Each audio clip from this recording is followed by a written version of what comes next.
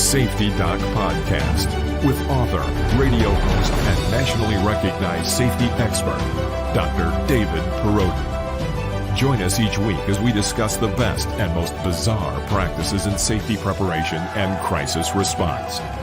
Follow Dr. Perrodin on Twitter at SafetyPhD. And remember, the truth will keep you safe. Hey everybody, it is your good friend Dr. David Perrodin from down here in the North Star Recording Studio, and I hope everybody is doing well this morning. It is a brisk one. I went out to get my coffee, -8 here at the moment, but it's going to warm up today, be in the teens. And then we've got maybe a day or two of that, and then it'll drop back down. But yeah, it doesn't seem that cold when you've had this weather for a couple of weeks, right? You kind of get used to it. So now if like wind picks up, it's a different story. But yes, it's cold. It's cold. Welcome to DJ Play Nice, Guns and Barbecue, Toy Town Inc. Hey, welcome, Toy Town. And I think you might have accidentally been monitored out of Monday Night Show, which was incidental. Like the person that did that felt really bad. We were having a lot of bots coming in that show, so that was not intentional at all. So if you do return on Monday night, which I hope you do, and you're not able to get back in, please let me know, and we'll do whatever we have to do with moderator stuff to get you back in. So welcome to SAST One Too Many. Yeah, he is putting in the hours, making the dollars. So yeah, doing what he needs to do. And who else do we have here? Bolo, -18 degrees centigrade, -30 centigrade with wind chill. I'm not real good at the centigrade to Fahrenheit conversion, but I know that's cold. And also, good morning to our friend Solitude Surfer here. So yeah, we've got a good one. 3 degrees there in Omaha, TJ Play Nice is saying. So wow. Yeah. Well, some good things with the cold weather is we have lakes around us, so they've frozen and people can ice fish, which they love to do. The shanties are out.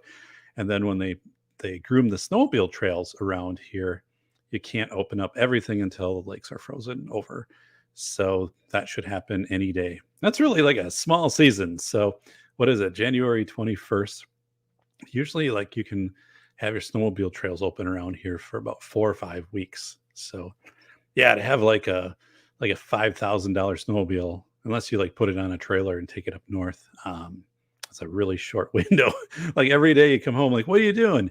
I'm going snowmobiling, because like you have to. And yeah, ice fishing. So it's fun because when I can walk, through like my neighborhood and stuff, and there are 2 lakes. They're not very big, but they're big enough to ice fish on. And you'll just see them like covered in ice shanties. And I didn't know this until last year, but by law in Wisconsin, you are required to put your name and address on your ice shanty in pretty large print on one side. And the reason is if they need to contact you, or if I don't know, the ice shanty like goes under the water, what it is, but yeah, I actually learned that from one of my friends, because I said, I'm looking at these. And first I thought it was just kind of like a stylish thing people did, right? Like, hey, this is my ice shanty. And he's like, no, it's actually required by law. So, hey, Mick Joe, welcome. Yeah, DJ, snow machines are crazy expensive now. Yeah. When I grew up, so we're talking like 1970s, we had a Massey Ferguson Ski Whiz snowmobile, and a 1974 Ski Whiz. So horrible gas mileage and just not very reliable. But back then, I don't know the cost on that, if it was even like $2,000 total. I mean, and now, right, I know people who spend easily over $10,000 easily on their snowmobiles, and then if you pair it up with a trailer and all of that stuff. But I guess whatever, if it's your hobby and things, it's just like where I'm at though. like if you do this here, like you just have this limited window unless you're willing to drive up north and then there's a lot of snow up there, but I'm not sure I'd want to be doing that. So hey, it looks like the truckers in the chat. Hey, Guns of Barbecue. Yeah, Guns of Barbecue is going to be my guest on Monday Night Show. So we are going to talk about kind of the year 2020 and kind of before it and after it, but what it meant for truckers, right? Because this whole essential versus non-essential, I had been looking for someone who had knowledge. We had a great talk. John and I talked by phone, and we're going to cover different parts of what is the deal? Like truckers are getting treated horribly right now. I mean, just horribly, and not that it's ever been great. First of all, I have a high respect for truckers, but so we did these essential worker parades where the fire trucks are coming out, and they're lining up and they're driving the nurses and doctors and stuff to work, and yet our over the road drivers would come into town and no one would be there with even a paper bag and a sandwich and a Gatorade and something else. I mean, it just is crazy. And it's I'm going to, hey, All Pro Lemonton, welcome. I'm going to write an article for Crisis Response Journal, and I'm going to base it largely off my interview Monday night, which will be awesome, by the way. I'll have that show header up by the end of today, so you can subscribe. And John is awesome to listen to, very insightful, and so I'll just kind of be facilitating that and taking my notes. But I'm going to turn that into a journal article of our essential versus non-essential, and hey, like that wasn't the same for everybody, right? And how in the world are we missing what we should be doing as not only a government, a federal government and a state government, but also just like civic groups or cities, right? Or counties, if you have a way stop or things like this, like to not jump in and support.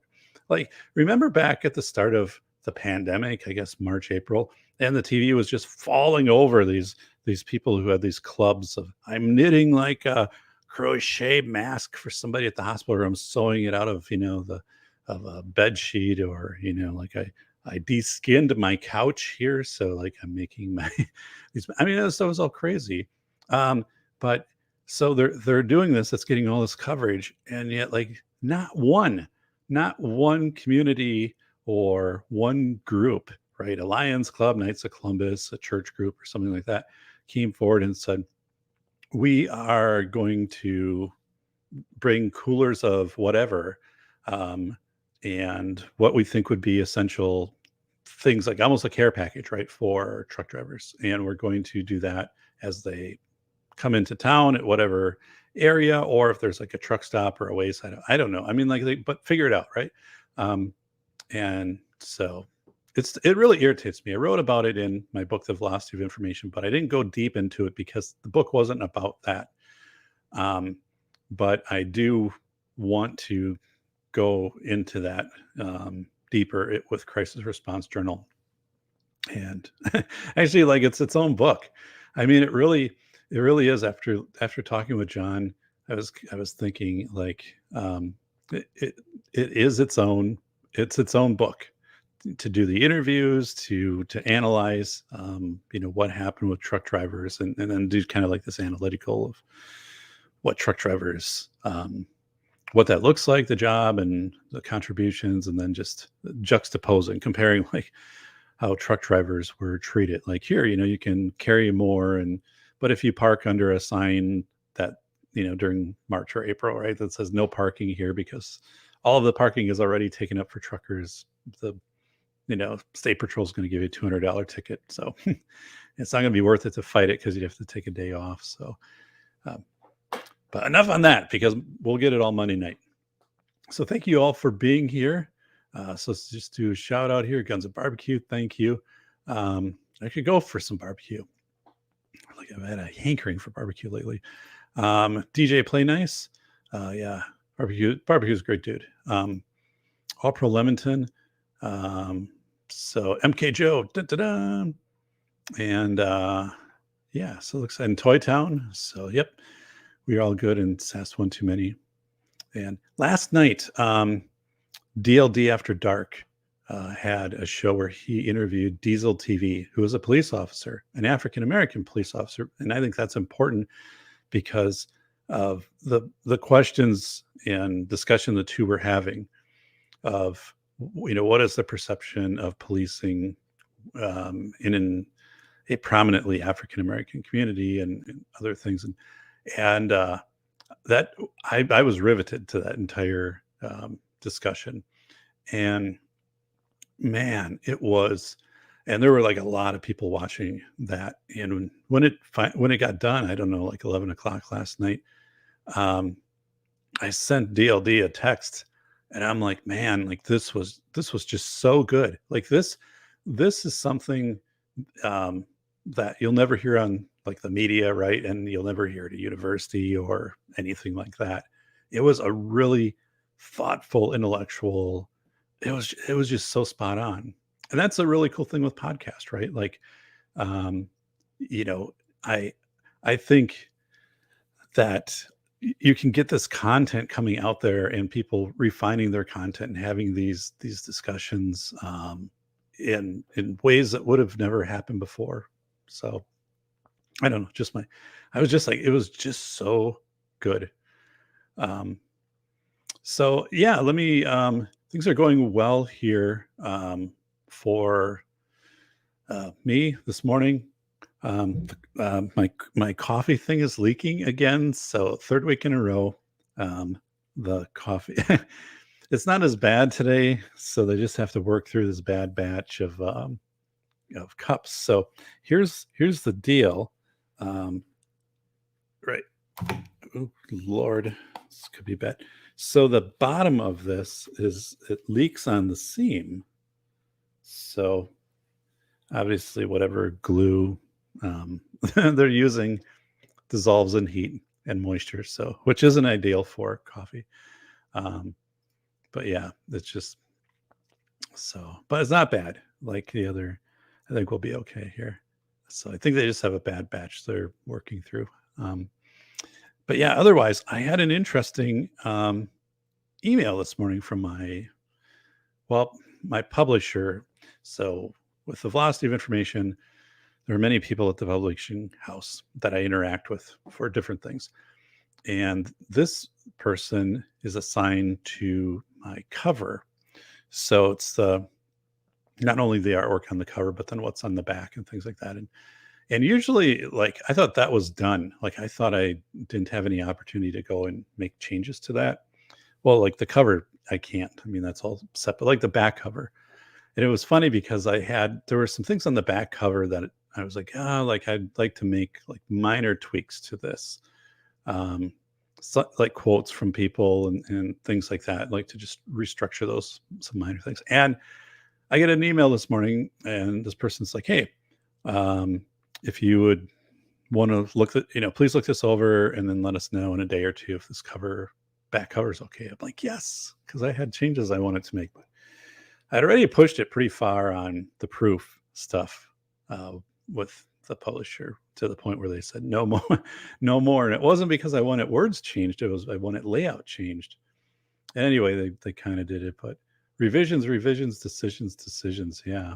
And especially once you get all of that, I mean, like there's a lot of money at this point, into the book when you're working with a traditional publisher. So, those decisions get harder to make because a lot of more people come around the table. But anyway, now it's just minor, super minor stuff because it comes out April 11th. But so I'm like, well, that's good because I had a couple small things I wanted changed on the back, but I wasn't really going to push it. So, but yeah, so anyway, things are good here. I have 4 articles that we will go through today for face validity. So what is face validity? Face validity, and this is a term I just want you to use because I learned about it a few years ago when I was doing my doctoral work. Otherwise, I didn't even know. Well, we all know what it is, but we didn't know to call it face validity. Face validity is you have a thermometer and it reads 88 degrees. So, you know, one of two things is happening. Either the thermometer is broken. It's 88 degrees and it's today. It's icy and you're walking on ice and there's snow coming down, stuff like that. It's like, this is broken. Like, it's not 88 degrees. Or else your senses are deceiving you, right? Like either your sight or your perceptual senses of temperature, something is wrong. So one of those two issues is going on. So why do we need face validity? Because a lot of times we can sense when things aren't right. Things aren't making sense with face validity, right? If the government tells you, oh, there's 2% inflation, and you fill up and it's $5 a gallon for gas, you're like, I don't think that's 2% inflation, because face validity right now, I have to pay $5 a gallon. So that's face validity. And people will look at headlines, right? We know statistically 30% of the people only look at headlines and will pass headlines as like, this is the fact and whatever, without going deeper. But yeah, face validity right away is that sense of, I don't think this is matching up what I'm observing, what's happening in my environment. And then you can take it from there. So what's the practice of that? It's to verify information. So if the fact is, you get, if you get another thermometer and the same thing is going on, well, then something else is happening. Either you're hexed by a witch, or else, there's something happening with your senses. And that's where you're bringing in other people and saying, hey, like, what's happening by you? Like, what's the thermometer? And it's like, okay, there's something going on here. But so you get your member check network. So once you practice face validity, other people will practice it too. Like, they'll start to model it, even kind of subconsciously, right? If they see you do that. So, so another shout out to everybody here, and then we'll get to our first story, which is from the Conservative Treehouse. So, Guns Barbecue saying, thank you very much for kind words, sir. It's appreciate. And I appreciate you being agreeing to be a guest on the show Monday night. So looking forward to it. Guns Barbecue. Well deserved. This is Bolo, laugh out loud. I got hexed by a witch once. I got better. Sometimes it goes that way when you get hexed by a witch. It works in your favor. So good for you, Bolo. It's funny, I always get a kick out of watching these shows. Like, there's a whole channel, like channel 42 on our TVs. It's the haunted TV channel, and it's weird because, like, right, no one questions any of that, right? They're going in with, we actually have a channel now. Imagine, like in the 1940s or 50s, we would have just a channel, and, with like Ghost Adventures or something. But anyway, I was talking, I interviewed somebody on my show who was a de-witcher. And she was, it was a good interview. I lead a Keeney a couple of years ago. And I think it was either during the show or like as we were prepping the show, like I was putting together questions and stuff. And then I mentioned that I drove my bike through cemeteries. And, and she said, well, don't do that. Like, that's like, you never do that. Like, that's just bad.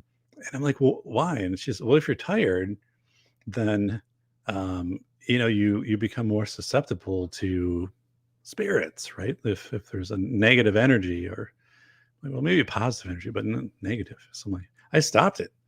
I'm going to take that on. I don't want to deal with that. So I lead a Kinney. So I have my 3 screens in front of me. So I have my right screen is monitoring the show and monitoring audio, which I have my audio meter up there now. And then on the center screen is the show, and the left screen are the notes. So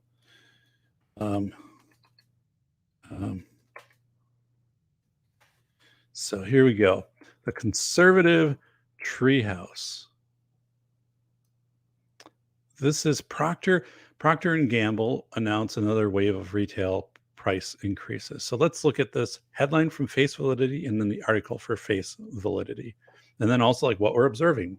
Is this article telling, being authentic, or is it trying to put a spin on things? So let's get over here, and I'm going to increase the size of this. There we go. Okay, Let me get the screen.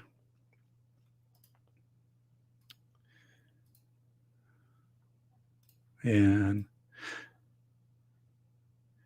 here we are. Okay. So Procter and Gamble announced another wave of retail price increases. Again, this is from the Conservative Treehouse. It was published January 19th by Sundance. So apparently Sundance. Is this? So one of the things, right? We always look at who published or who wrote the article. Yikes. So, so here's one of the things. Here's one of the little tips, right? 244 comments on this, but actually, like I was going through the comments, and a lot of them are like, "Here's how to make Tide out of firewood ash and camel urine," and I'm like, I'm not sure. I have access to one of those, and not both. So but so anyway, anytime you see something that is like by the staff or by whatever Sundance, right? Like Sundance is an alias, right?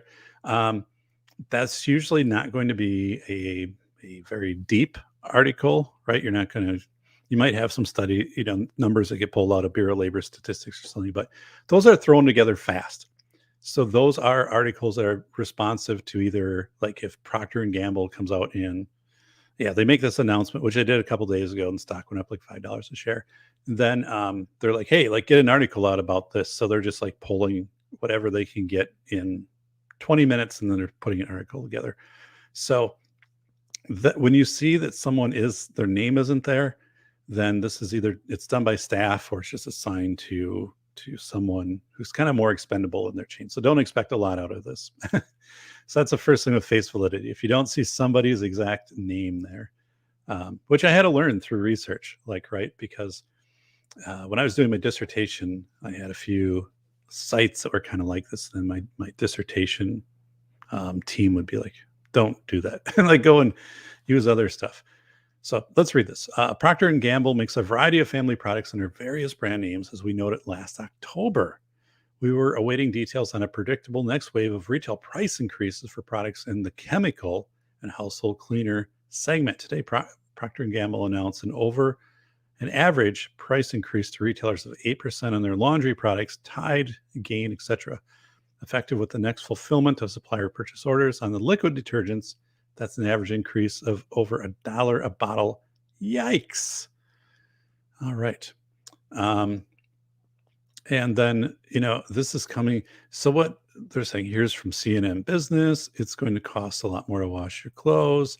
So again, what they do, whenever you see this byline, they're just scrambling and putting some stuff together because they're like, we have to say something on it because it's a pretty big thing. So then they're going in here and harvesting from someone who actually did like another, a more thorough study. So one, never really cite stuff like this because this is pretty weak, and you'd want to dig into like, well, here, maybe like CNN did something a little more intense. So anyway, let's just take a look first. Let's just analyze the title for any words that we'd want to pay attention to. Procter & Gamble announced another wave of retail price increases. Okay, retail. So nothing there that really sheds like a bias, or from a face validity standpoint, like they don't say, here's what I would look for face validity. Procter & Gamble or pandemic forces Procter & Gamble to raise prices. From face validity, then, there's positionality, right? The pandemic is being used as a low key, as a blame all. But that's not the case here. So at least it's pretty straightforward. And then let's look at what they're saying here. Average retail prices increasing 8%. Well, that was right from Procter & Gamble. So, and as you go through here, it's interesting because then they do some other things you're talking about, like gas going up and stuff like that. And then here's things like how to make, which I thought is pretty interesting. Here's how to make your own super washing soda, and Use a cheese grater to grate a third bar of Fell's Naphtha soap. Although, like, what's the cost of that? Borax and all this. So, which I thought was, yeah, that's where people come in and give their own stuff. So let's just from a quick face validity, it's a legitimate headline. It's not giving a bias. It's a factual article, but because it's by a pseudonym author, we know it's just going to be pulled together information. What does this look like in stores? I went shopping 2 days ago.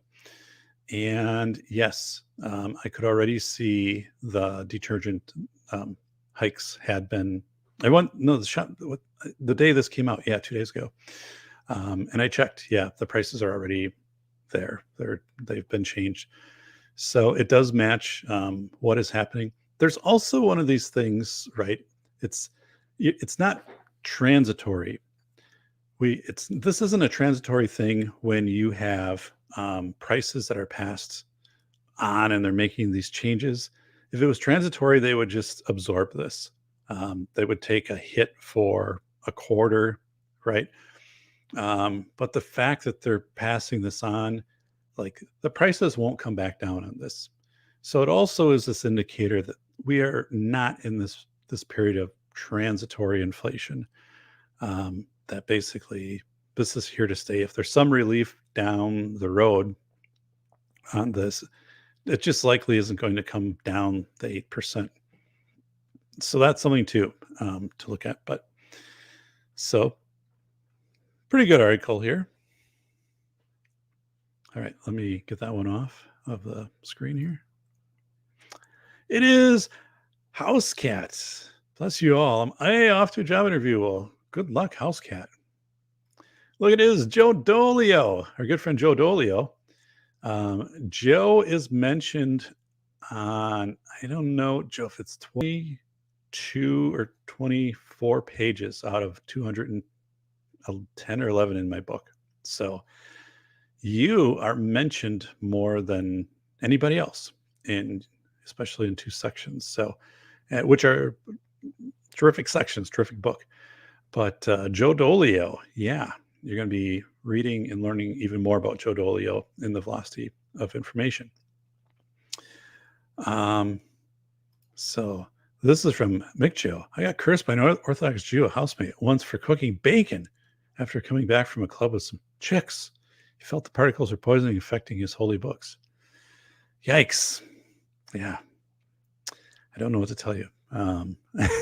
So all I can say is our microwave returned this week from the appliance place, which is going out of business. Like, took the microwave where we got it, because every time you open the door, it was just starting, and then they fixed it, and then like they had the sign up, out of business. Like, oh God, like, I'll probably never get this thing back. But they actually called on Tuesday and brought it back. Works. It was pretty reasonable to get it fixed too. So, so that was our first one, Proctor Gamble. Let's go over here to Face Validity Friday for number 2. This is from our good friends at the Tennessee Star. So the Tennessee Star, the article is Nashville Mayor Cooper announces additional funds to support grassroots violence reduction. So let's bring that up.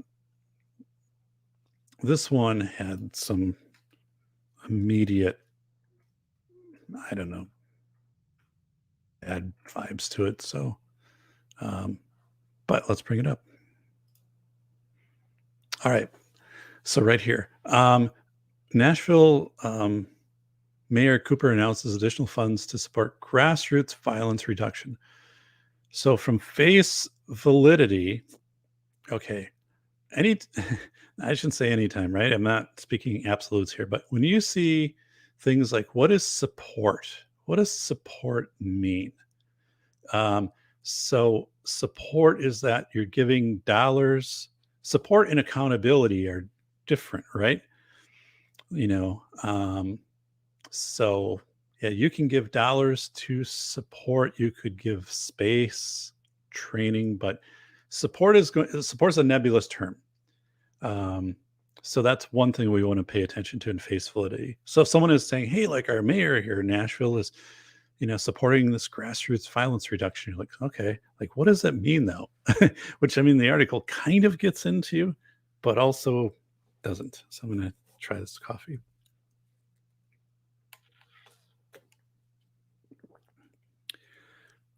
So I like it. It's got a little more bite to it. That one has been in the coffee machine for a while, so which I like. Okay, and then grassroots violence reduction. Grassroots is one of those things again where you don't expect a lot of accountability from anything that's grassroots.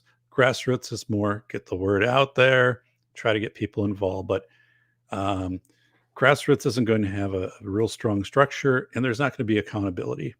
There might be accountability for like where did the money go, but there's not like here's our goal, and our goal is that we will have whatever X reduction from this baseline of violence in this area. That's not going to happen. So by reading this, like someone could take this and totally champion this and say, look what our mayor is doing. And I look at this and say, yeah, okay, I'm skeptical though. I'm reading this and like additional funds. Like, so what funds are you giving? Additional funds? Is that like 1% of what you're giving or whatever? Support's nebulous. Like you just say like, I support their efforts, right? Grassroots means you're kind of washing your hands of it and you're giving it to other people to do. So violence reduction, what violence? Like, can we be specific? So we'll get into that, but there's a lot in this heading where people could just build their arguments if you're pro mayor or anti mayor or whatever, just on this. This is by Aaron Galbranson, January 20th. And there's the mayor. So I'll read it here. Nashville Mayor John Cooper announced additional funds are going to Nashville's community to support violence reduction efforts through his Community Safety Partnership Program. In a Tuesday press release, Mayor Cooper said, community safety requires a community-wide effort. He added, this work takes all of us supporting one another and learning from each other, and it takes metro government championing that response and investing in the strategies that work best for neighborhoods. The mayor's office added that the Community Safety Partnership has awarded $105,000 in grants to 21 local nonprofits across Davidson County since the March 2021 launch. Additional Community Safety Partnership grants are available, and then it's here. You have to be like a nonprofit and whatever. So, and then there's an advisory board on community safety partnership that decides how these should be, spent or not spent, how they should be doled out. So from face validity, all right, so you have an advisory board. So you're not necessarily saying, here's what the data says for violence. Here are the trends. Here are the groups where it's happening, or the locations it's happening, like the hard evidence on it. The advisory group is, and then you list everybody down here, I guess, which fills up space. But so what's missing from this is saying we've seen violence occur at maybe, public parks, or we've seen violence with this. I don't know if it's youth or if it's domestic violence or whatever it is, but so when you don't see that, right, from face validity, you're giving it to a group which probably isn't going to make decisions based upon data. They're going to make decisions based upon, well, let's make sure we get these groups involved, grassroots. And then by listing everybody here, I always call this the soundtrack. I never like these in articles. I called this out in School of Airs. You don't do this. Like, you can mention one or two people in this, but the purpose of the article isn't to, to give everybody a spotlight here. So anyway, let's just kind of look at it. There are a lot of face validity questions I have with this. So, for the mayor to say community safety requires a community-wide effort, like never state the obvious. From face validity, if somebody states the obvious, it really means they're not tackling the issue, right? Like if I say, stating the obvious is, in springtime, more people are going to have to be, mowing their lawns. Yeah, well, that's kind of obvious, right? Because spring, we get a lot of rain here and lawns grow. But anytime you just come out and you state the obvious, it means you're not going to do anything. This works takes all of us supporting one another and learning from each other, and it takes metro government championing response strategies for neighborhoods. Okay, again, that's stating the obvious and best for our neighborhoods. But the thing is, best for neighborhoods based on data, not on an advisory group who's like, well, I think they should get it, or they should get it, or they should get it. Like, it's like in our community, for example, like they decided to put in flashing yellow lights at 2 crosswalks in the city. And that wasn't just done because they felt like these would be great places to put them in. I talked to the mayor on this. They did it because they studied these areas. They're like, he said, sure, like everybody wants these. Like we could put these everywhere, right?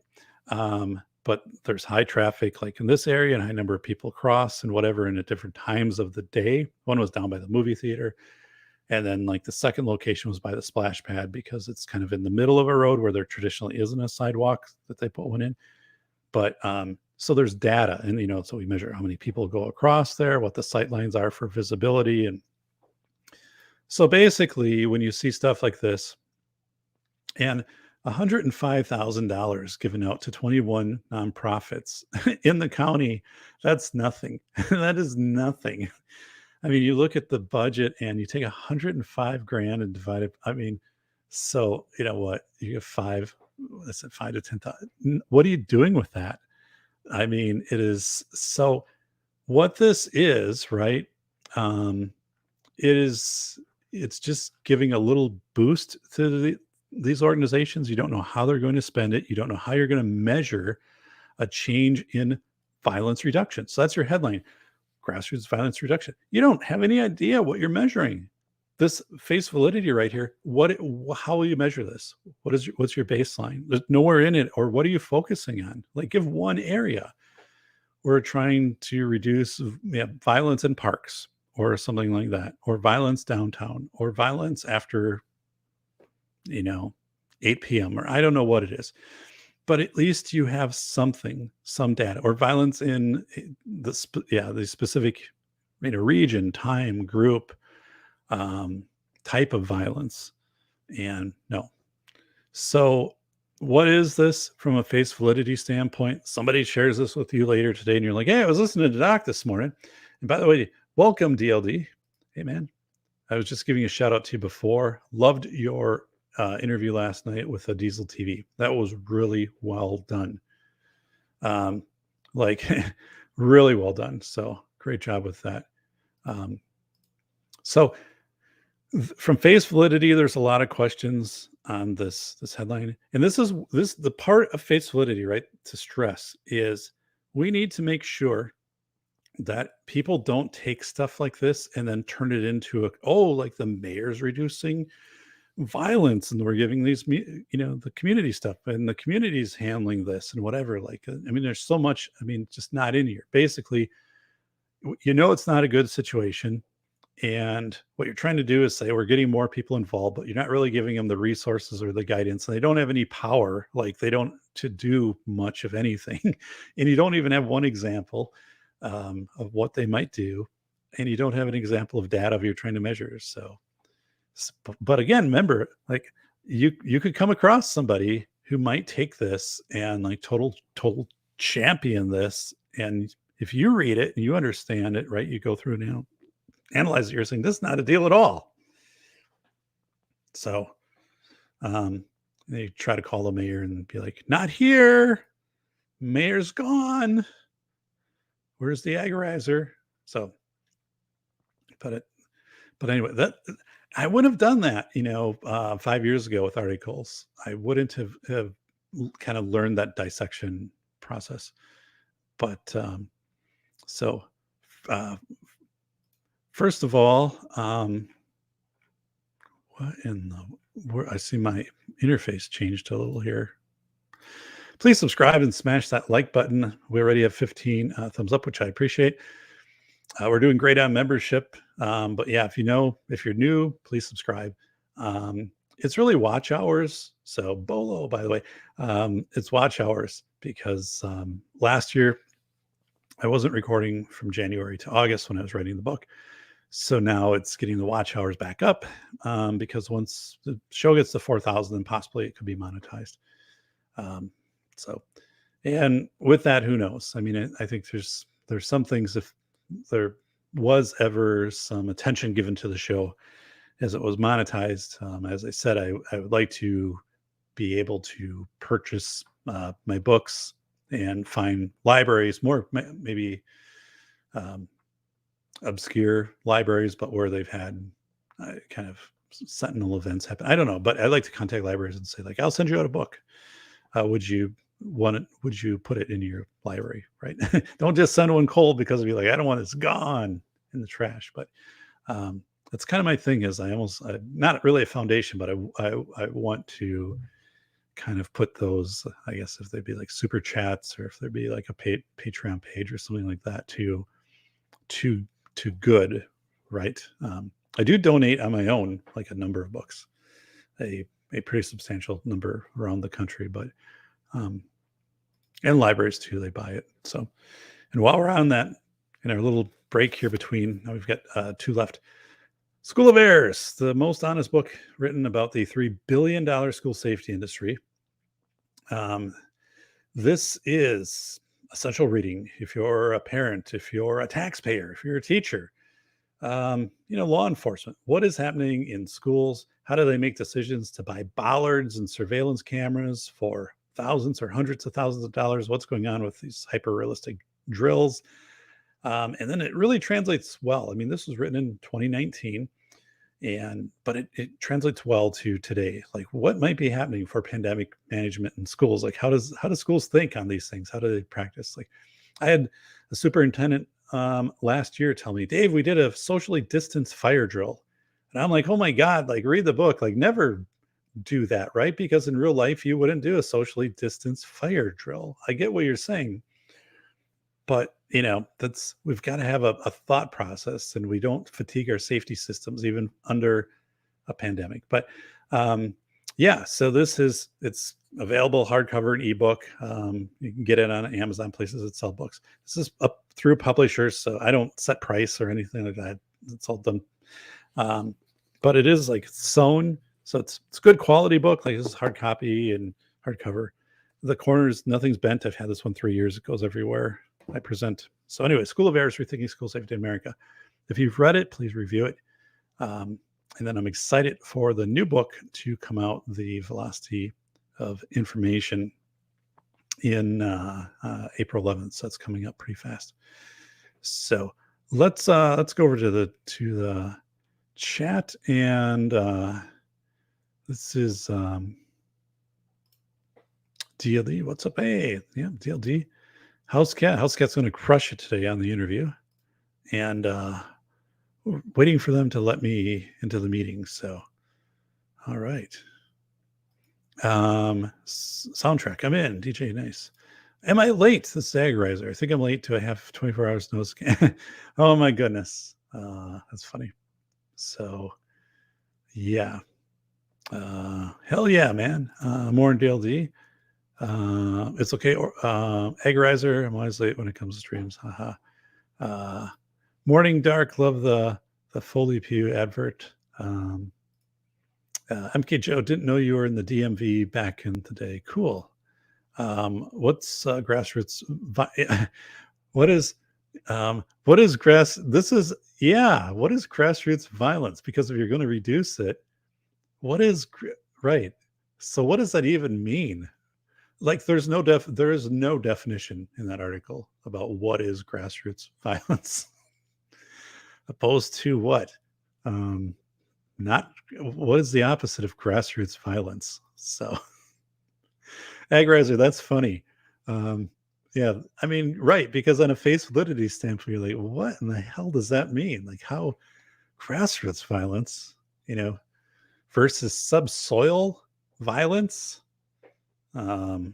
earthworm violence? I don't know. Bedrock violence, all those issues. Wow. And hey, thanks, Dave.tld. Yeah, MK Joe, been in Nova for a minute. Let's see. Hey, Alex Patino, our good friend. Oh, yeah. Whoa. Doc, Louis Anderson just died. Louis Anderson? Meatloaf died, right? Now, Louis Anderson died too? My God. This is crazy. Like, who are we going to have left to make movies? It's going to be Doc, Alex, DLD, and Agrizer. So it's going to be a new movie. It's kind of like a World War II theme, or like maybe a contemporary Red Dawn. But the invasion happens Lake Michigan into Michigan. So, wow. Yeah. Oh, man, it's kind of crazy. I remember the day John Belushi died. I was in college, and I remember hearing it on the radio, like while I was studying. I was like, oh, man, that sucked. And of course, Chris Farley, lived in Madison, his parents, so which is close to me, like 40 minutes away. And yeah, and where he went to high school, that was in the same conference here where I'm at. So when he played high school football, he actually like played here a block away at our football stadium. But it's like, oh man. Alex Patino, hey, what's up, Doc? Sorry, welcome, Alex. It's cold here, -8, but it's not bad. Like I said, you can't get used to it. I mean, so that is, I wouldn't say it's a cool thing about Wisconsin, but if you live in a cold weather climate, once it warms up, like once you get to March and April and maybe even May, but those months feel fantastic. Like it's incredible because if it gets to be 50 degrees, I mean, you're whoa, like it's 50 degrees and like, snow starts to melt and you see grass and it feels like it's, like it's 70 or 80 and, it kind of levels out after a while. But yeah, initially, right. Like that, the spring is so uplifting. And because you're just calibrated down to like, that 0 degree. And then suddenly it's 50 degrees. You're like, oh my God. Out in sandals, and people do that around here. Like you'll see sandals and shorts easily. It's still like 40 degrees. Agrizer, yeah. Just saw that too. He was young, at least. Oh my God, that sucks, man. Whoa. So, oxygen, root violence, house cat. Yeah, all the terminology. Bull rush. I think they meant a grassroots movement to reduce violence. It's word of yeah. See, that's a thing, right? So yeah. I mean, it is. Wow. Guns and barbecue. This earthworm on Redworm King 4 violence is tearing fishermen apart. Oh my God, that's funny. Toy Town. 105,000 to grassroots violence prevention seems like a feel-good resume builder. See, we did something. Yeah, I agree. So face validity, I would look at that and say that's all it is. It's in it. Then you can also say we involved a lot of people, right? You kind of dilute responsibility. There's what is your accountability? What are you trying to measure here? So, yeah, I see this done in schools often. For example, this is not schools; it's the mayor, but I see schools do this often. And yeah. Doc, were you a fan of the Violent Femmes? I listened to him. I don't know if I was a fan, but I probably wasn't a fan of like a lot of music. I don't know. I like Kenny Rogers. Kenny Rogers is pretty cool. Damn it, and Kenny Rogers died too. Not getting any breaks here. At 5 degrees now and hoping for 35 Toy Town Inc. So good, buddy. Yeah. Agrizer. I love it when the crocus poke up through this. Oh yeah. Yeah. I always check. We have a maple tree I planted in our front yard, which now it's 20 years. I've been here 20 years, but always checking and seeing when the buds come out, because it's pretty cool. Like for about 2 weeks when it's budding out. So I don't know. And biking in spring, like once all the snow's off, and we've had a rain or two because I don't want salt kicking up into the gears because they salt the roads here like crazy. And then that just eats the bike, right? It just, those are awesome rides. Awesome. Guns of Barbecue. Let them fight. Alex, I bet I went home to Killian, Texas for the last 2 weeks of December. It was 75 degrees every day to include Christmas and New Year's Day. Now it's 27. Oh yeah. Like I think that'd be hard to adjust to. I have a couple of Wisconsin friends, so I grew up with, who now live in Texas. And they said, yeah, even though like you kind of, were Wisconsin or whatever, like you get used to that 75 degrees. And I had a friend in Arizona, the same thing, like it dropped from like 75 to 27 or something. And it's wicked. So I'd rather flip the other way around there, 27 to 75. Barbershop quartets are the safety action. Yeah, I could go for barbershop quartets. I have the most eclectic set of music, like in my car. Like even I have a Dr. Pepper commercial from back in the 80s. So it's like 3 minutes long, just the audio of it. The Meatballs soundtrack. Remember the movie Meatballs with Bill Murray? I've got that all on the same thumb drive. So yeah, I don't know. So bullish. Well, all right. Well, let's get into our third one here. It's Nashville Mayor. So right now they just call them in and they're like, hey, we got to have a meeting. There was a podcast this morning, Face Validity, and the doc just kind of destroyed that article about you. And he's like, what the hell is going on? He's like, it was Guns of Barbecue in there, Bull Rush. And they're like, yeah. He's like, what? It's like, get damage control on the phone.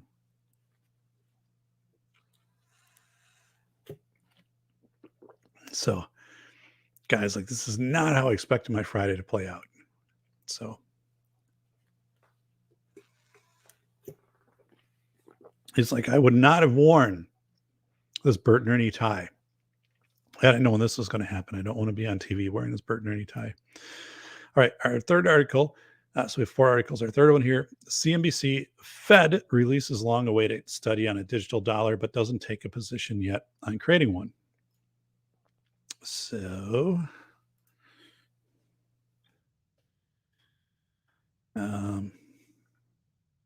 here we go. So, and by the way, let's do this. Dow Jones is up today. But interesting. I thought it would be down. It was down yesterday, and I thought this would keep the Fed down or the market down for a couple of days. But okay, so this was yesterday in the afternoon, and the headline here: Fed releases long-awaited study on a digital dollar, but doesn't take a position on creating one yet. So, just you analyzing the words, long-awaited. Okay, yeah, I guess. I mean, I don't think long-awaited needs to be in your headline. I mean, you already have a long headline here on a digital dollar, and then this is quirky here, but doesn't take a position on creating one yet. I would kind of see that more in the article. So I don't know. It's just, this is a strange headline, but which I also don't think is true.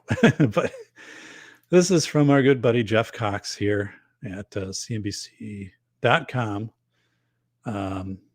So there he is. And so let's go through here. He's got some I always like it when they do the key points. And I don't know if I can get this. For some reason, it's not letting me. I guess it is. Okay, so the key points. So I like when articles do this. The Federal Reserve on Thursday released its long-awaited exploration of a digital dollar, but took no position on the issuance of a central bank digital currency. Okay, long-awaited. Like when? When did this start? Like, I guess when did they start doing this? Instead, the central bank's 40-page document explores a plethora of issues and notes that public comment will be solicited. So we're going to look at that. Public comment will be solicited. 40-page document. So I clicked on it and went through it. Federal Governor Lyle Brainerd, Fed Governor Lyle Brainerd, who has been nominated as vice chair, is the biggest advocate for the project, while others have expressed skepticism. So that's the whole thing. Like the Fed is the 51st governor. It's a weird thing, but there he is. So, and they're like, hey, send us a picture we can use. He's like, I'm going to take the picture right before I burped. And so, how about this one? I don't know. It's probably not a picture I do. This is like what he used on everything. He's like, that's the headshot. That's the one right there. I'm like, oh no, like, is there a different one? So, man, it's just kind of okay.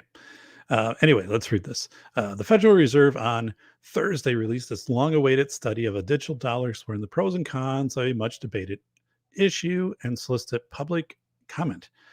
Billed as the first step in a public discussion between the Federal Reserve and stakeholders about digital or central bank digital currencies. The 40-page paper, there you can click and read it, shies away from any conclusions about a central bank digital currency or CBDC. The report originally was expected in the summer of 2021, but has been delayed. Instead, it provides an exhaustive look at benefits, such as speeding up an electronic payment system at a time when financial transactions around the world are already highly digitized. Some of the downside issues of the report discuss financial stability risk, private protection while guarding against fraud and other illegal issues. So anyway, okay. So the paper, so they did this 40-page, study, right? I guess preliminary study. And it says they have 22 items they're going to be soliciting public feedback on. There's going to be a 120-day comment period. Okay. The first thing for face validity is a 120-day comment period is really, really short, especially for like saying, by the way, we're going to get rid of paper dollars and coins. And you're going to, if this goes through, you'd have X number of time to submit them to your bank or Walmart or whatever. Would have a kiosk and you bring your stuff in. And then after that, that's it. So if you have it, then it's basically a novelty. It's like having these currencies that cities used to make back, 200 years ago, or Confederate currency or stuff like that. I mean, it's not going to be able to buy you anything. So this is interesting because this 120 days, while it, from a face validity standpoint, the typical person reading this will say, well, that's quite a long time. That's not. When they had the hearings and brought in the public, for example, because you're talking public, you're talking banks. You're going to have so many level of transactions, farmers markets and whatever it's going to, rummage sales. But especially, banks and lending and all of that. This is to have 120 days is not enough. When you studied responses for school violence through the National Threat Assessment Center, that was spread out over 7 years. And I think 100 and maybe 30, 40 meetings. I did a slide on it, my PBS presentation 2013, across all of the states, and like multiple times, like they would come in and do these at different parts in the state and get input. So this is really fast, especially today when some places are like, they're going to have limited input for in person. So is it just that you're going to have a Zoom time where people will be able to go on? And so to me, like face validity wise, this means they're rushing it, this 120 days. And then they also well, I took some notes on this one, so let me bring this over to my notes. So the 180 days is garbage. So it means they already have their mind made up on what they're going to do. So it is like when you look at anything that would have input to a major policy decision, such as saying, by the way, you're not going to be able to use your paper currency or coins anymore. Like no one will accept them, and you'll have a chance to turn them into a digital currency. But after like whatever time, you're not going to be able to do it. Then it's just a collection item. This is it's crazy. So what is? I mean, all these things like you'd have to just consider, right? Like, churches and whatever donating but so, and just transactions that happen in typical, currency. Are you going to, what's your approach here for kids? A 9-year-old who, has $5 with them at his, little league baseball game. So you can, grab a bag of Skittles and a Mountain Dew at the, concession stand or something. So now does he have to have like a credit card, or a digital currency card or something that his parents set up? And so he has to have this card with him and always has to have a balance. And I mean, what does this look like for people with disabilities, for accessing and things? Because I mean, I just, and of course, like big questions in here. What happens if your internet goes down or electrical grid goes down or something like that, and you can't process transactions? An EMP, a solar flare, a cyber attack, right? Like you could basically be days, weeks without access to quote unquote money. What happens if you have a debit that comes out for your healthcare every month out of your bank from the healthcare provider? And now, because something has happened and the system is down, that debit's not able to occur. Does your insurance then stop at the end of the month because a debit wasn't able to? Because you can't write them out a check, right? Because this basically, if reading through this would eliminate checks. This would eliminate interest on savings accounts. This would basically eliminate certificates of deposit. I mean, as I read through it, you'd almost be in a situation where your money would have to be kept in here because that's the only way it would be, this electronic account. And there could be a fee for you to keep it there. Or the government could say, which happens in other governments, right? It'll be 1% of a penalty. So if you have $100 in the bank, the next year you have $99 in the bank. So, and then even local banks, right? So local credit unions would get killed on this. They'd probably be almost wiped out.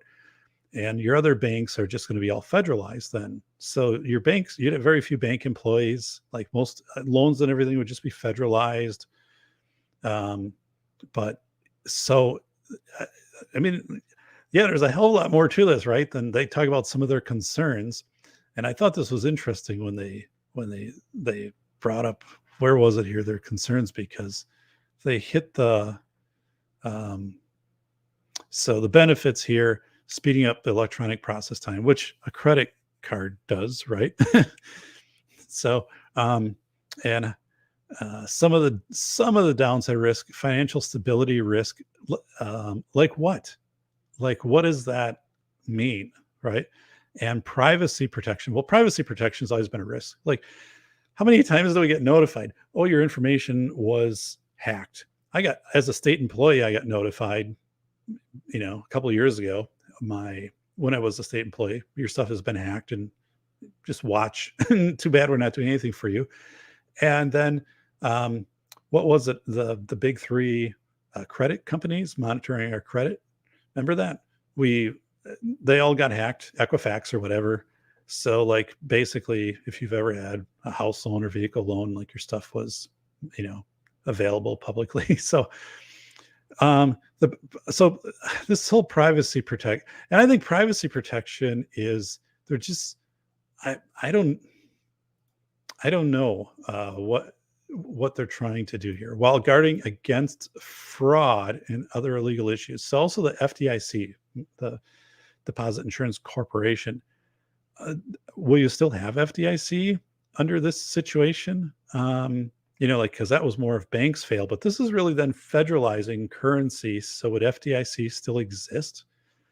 Because really, like if you had a lot of banks fail, FDIC would be worthless. Like they would just be like, it's a force majeure. We can't. That's a corporation too. Like, if you really study it, right? If a lot of banks failed, FDIC would be useless. You're not going to get your money back. So I think these are really garbage things. Like these aren't the things I would have picked. Like, right? I would have had other things in there, but yeah, I mean, especially one is like how, youth, because youth are not transacting in credit card, so you're also going to have to have some way, right? But anyway, so I went through this. Let me go back to my notes. So I think, when they had the headline long awaited study, like they're trying to give the impression that this has been, that we were going to get here anyway. Like when you word it that way, it seems like it's this very thorough process, which I don't think it was. And it also doesn't give any hint, although it's obvious when you read the 40-page document, there's a hint at a social credit score in here, right? Like there could be remember, like now, if there's a judgment against you in small court, like just try to recover it from somebody, right? It's probably not going to happen. This would change all of that. Like that would just be a pressing of a button, tick, tick, tick, tick, tick, and it would be gone out of the other person's account. And I'm like, oh God, like there's so much in here. Or, if there could be restrictions, look at Mike Lindell and his bank shutting him down. Okay. If under a social credit score system, like at China and to a lesser extent, Japan, social credit, there could be, conditions put on how you access your money. There could be penalties put upon you. I mean, all of these things are there. Like you'd never be able to shield your money if a government actor wasn't trustworthy. So I would say one of the things I think that also, if the internet is down, you're screwed. And we know, I wrote about it in the Velocity of Information. The internet was down for significant amounts of time in 20 countries last year: Belarus, Myanmar, Australia. That was done by the government shutting down the internet. So, I would say what I'm going to watch for face validity is I'm going to watch TV. I'm going to listen to the radio, and also the things I get from my bank, my credit union, or even, any financial institution I interface with, and see what they come out with. Because my bank sent letters and even did a TV commercial when the feds wanted to say, like, every $600 transaction, or greater will be reported.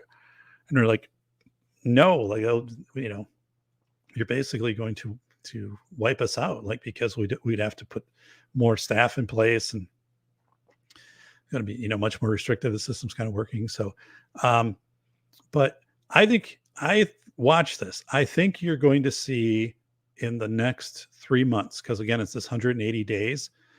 And of course, the lobbyists from the banks are going to kick in on this, because this will be bad for the banks.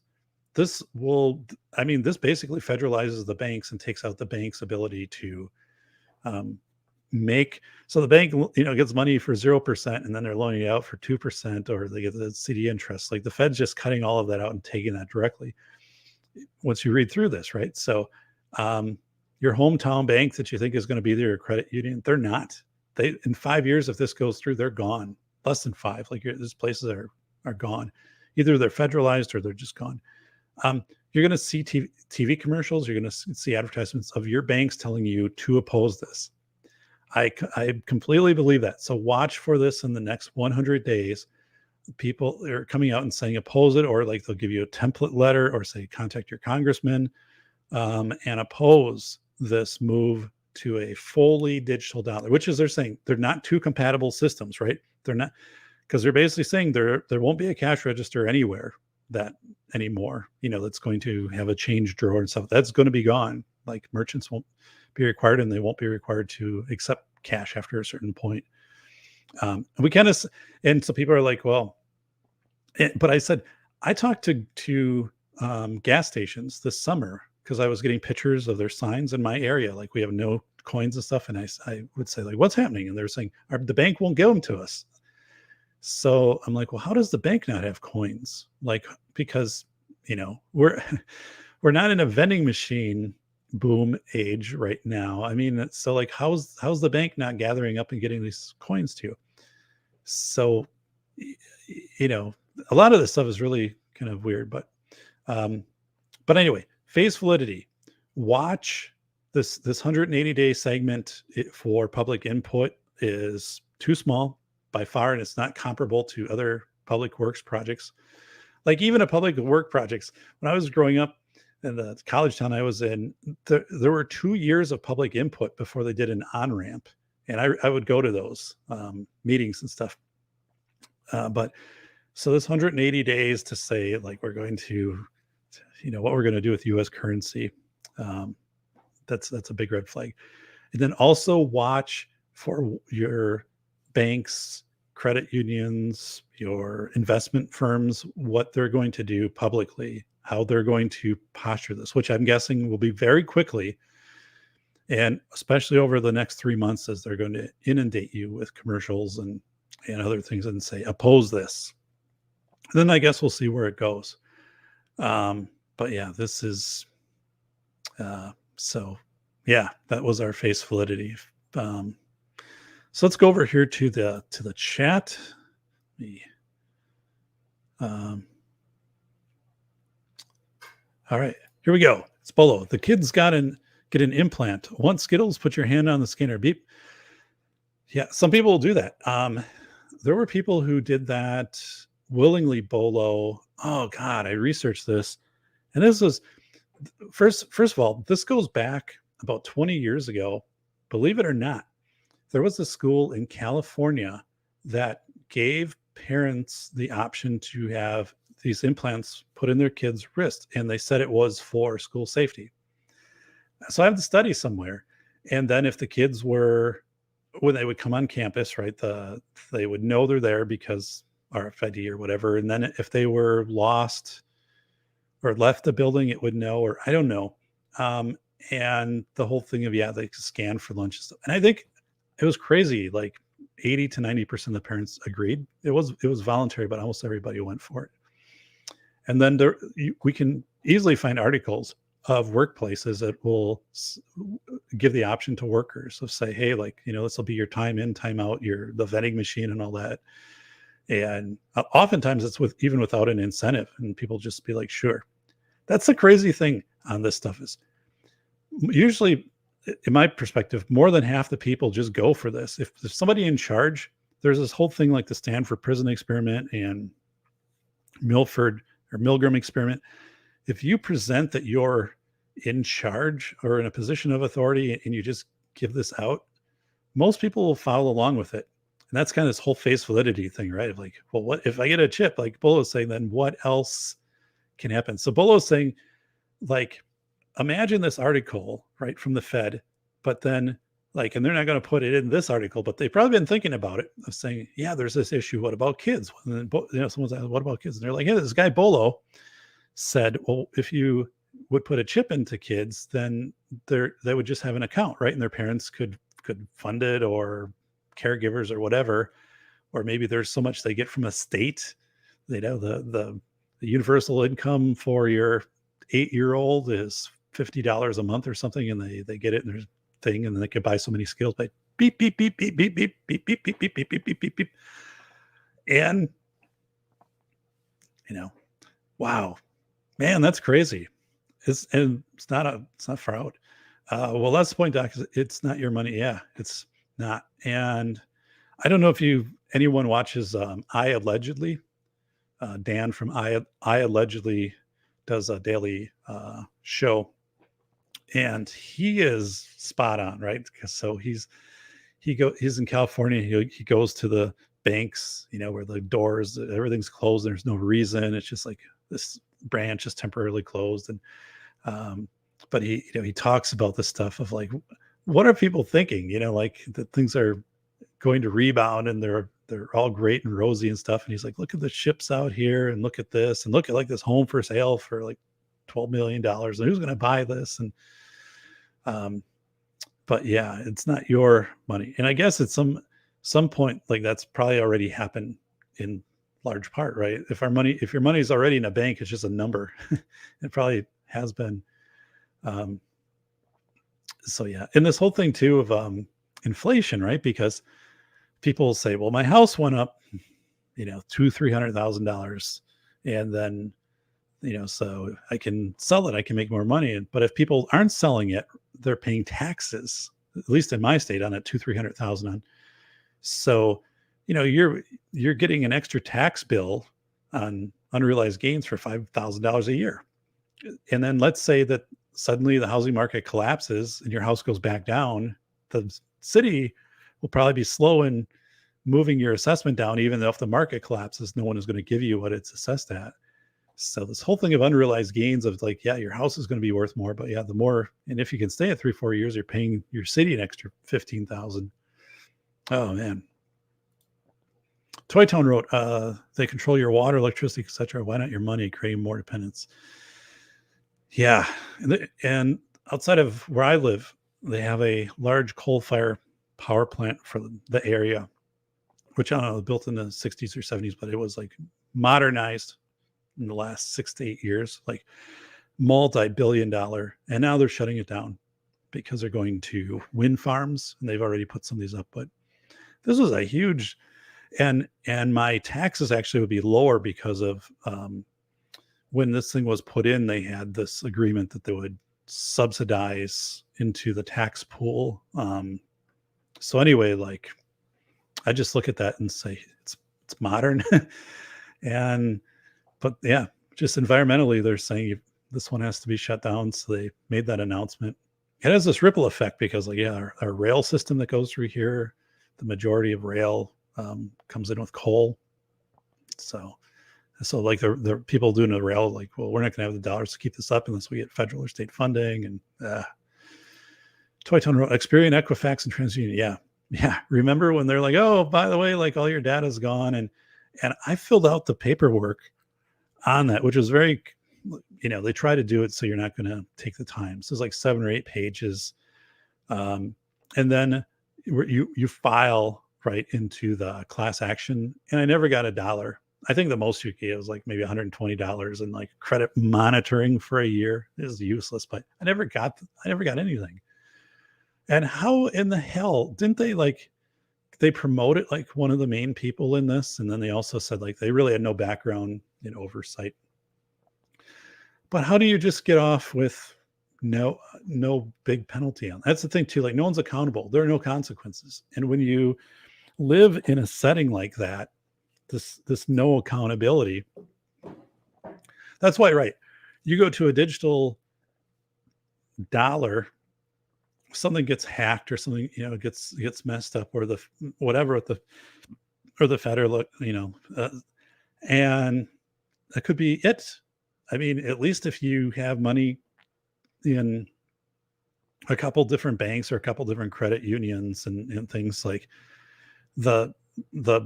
you're less likely to have a catastrophic event, which would wipe out all of your money. Right.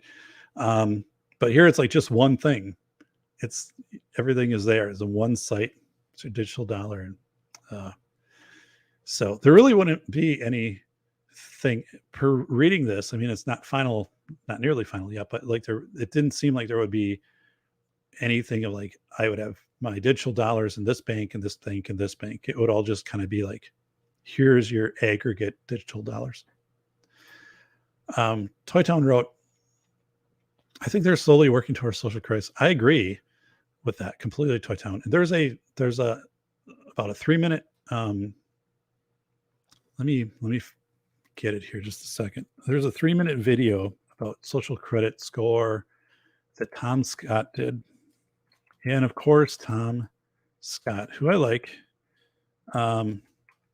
said, I know there's conspiracy theorists out there who are using this to try to say this is what's happening. I think he was talking about me because I had talked about it a few times. But actually, I was kind of like, you can't ignore that. You just can't ignore this, that this is actually, this is happening, right? It's largely happening. So yeah, there I put the link in for the social credit score, but so yeah, that's a good video. So again, it's less than 3 minutes, and it gives it like it's a public service announcement of like, welcome to your social credit score and things like that. And I'm looking at that saying, and this was done like in 2018. And I'm like, this is probably very close to how this would play out.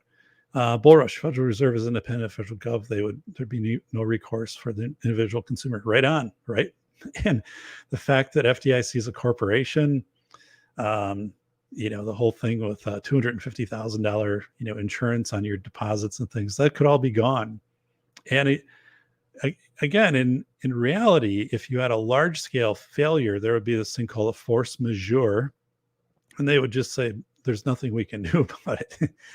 So, right now, like, yeah, if an individual bank goes belly up, you can typically get your money recovered up to $250,000 out of there. But yeah, the Federal Reserve, yeah, because what's referred to as kind of like the 51st state, almost. But yeah, it is bad.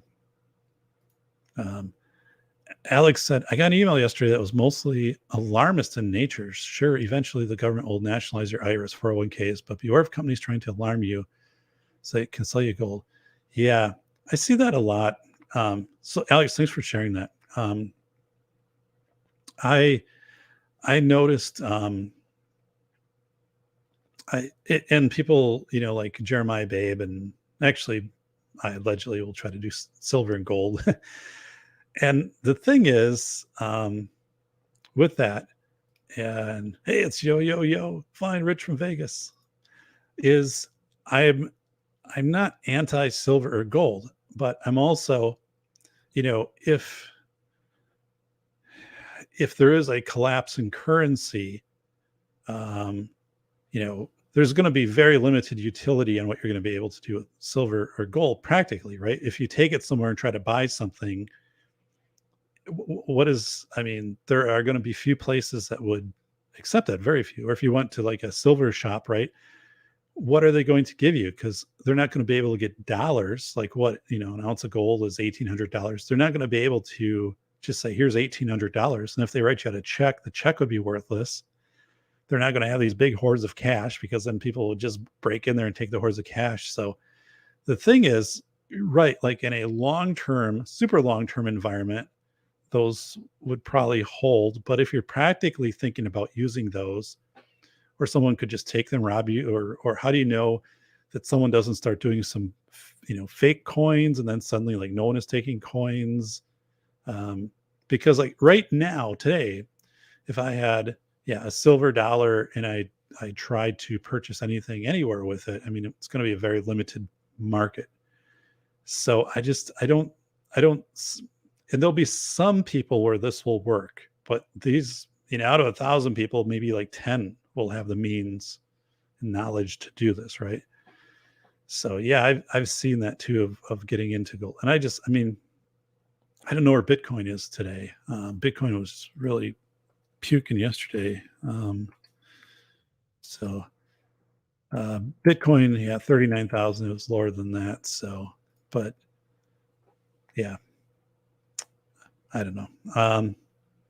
So Super Pilotish, welcome Super Pilotish. How are the watch hours going? They're going good. They're almost up to 2,000.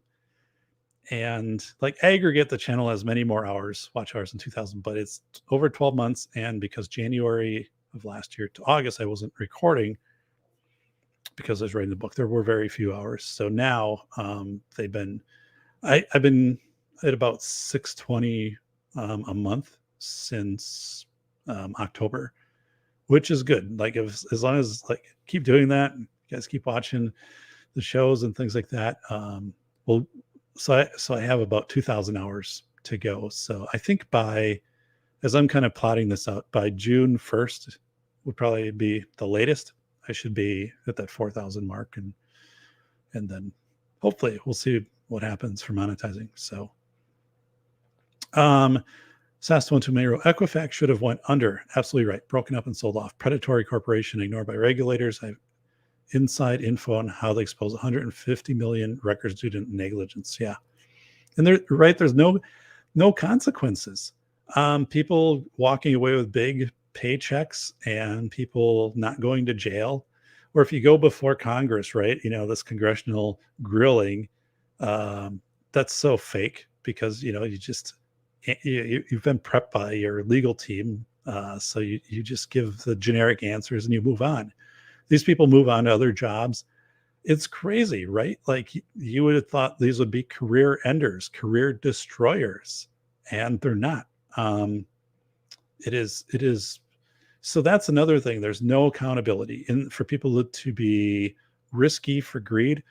I was talking with somebody recently and I don't know, they just said that, it used to be people tended, well, when I was doing my presentation on civic organizations, right, I did that Monday night, and back in maybe 120 years ago or 100 years ago, Carnegie with donating for libraries, and a lot of your very wealthy individuals, at the turn of the century, philanthropy for their cities, like parks and donating spaces and libraries and community buildings and things like that. Pretty prevalent, right? And now, like that also isn't happening. But I don't know where I was kind of going with that, but the goal is to get as much money as you can and to get as much wealth and not to enrich your communities. And I don't know, guess what the obligation is, but I grew up in a community where we had a cheese factory, which grew to be very, very big. And now it's in several states.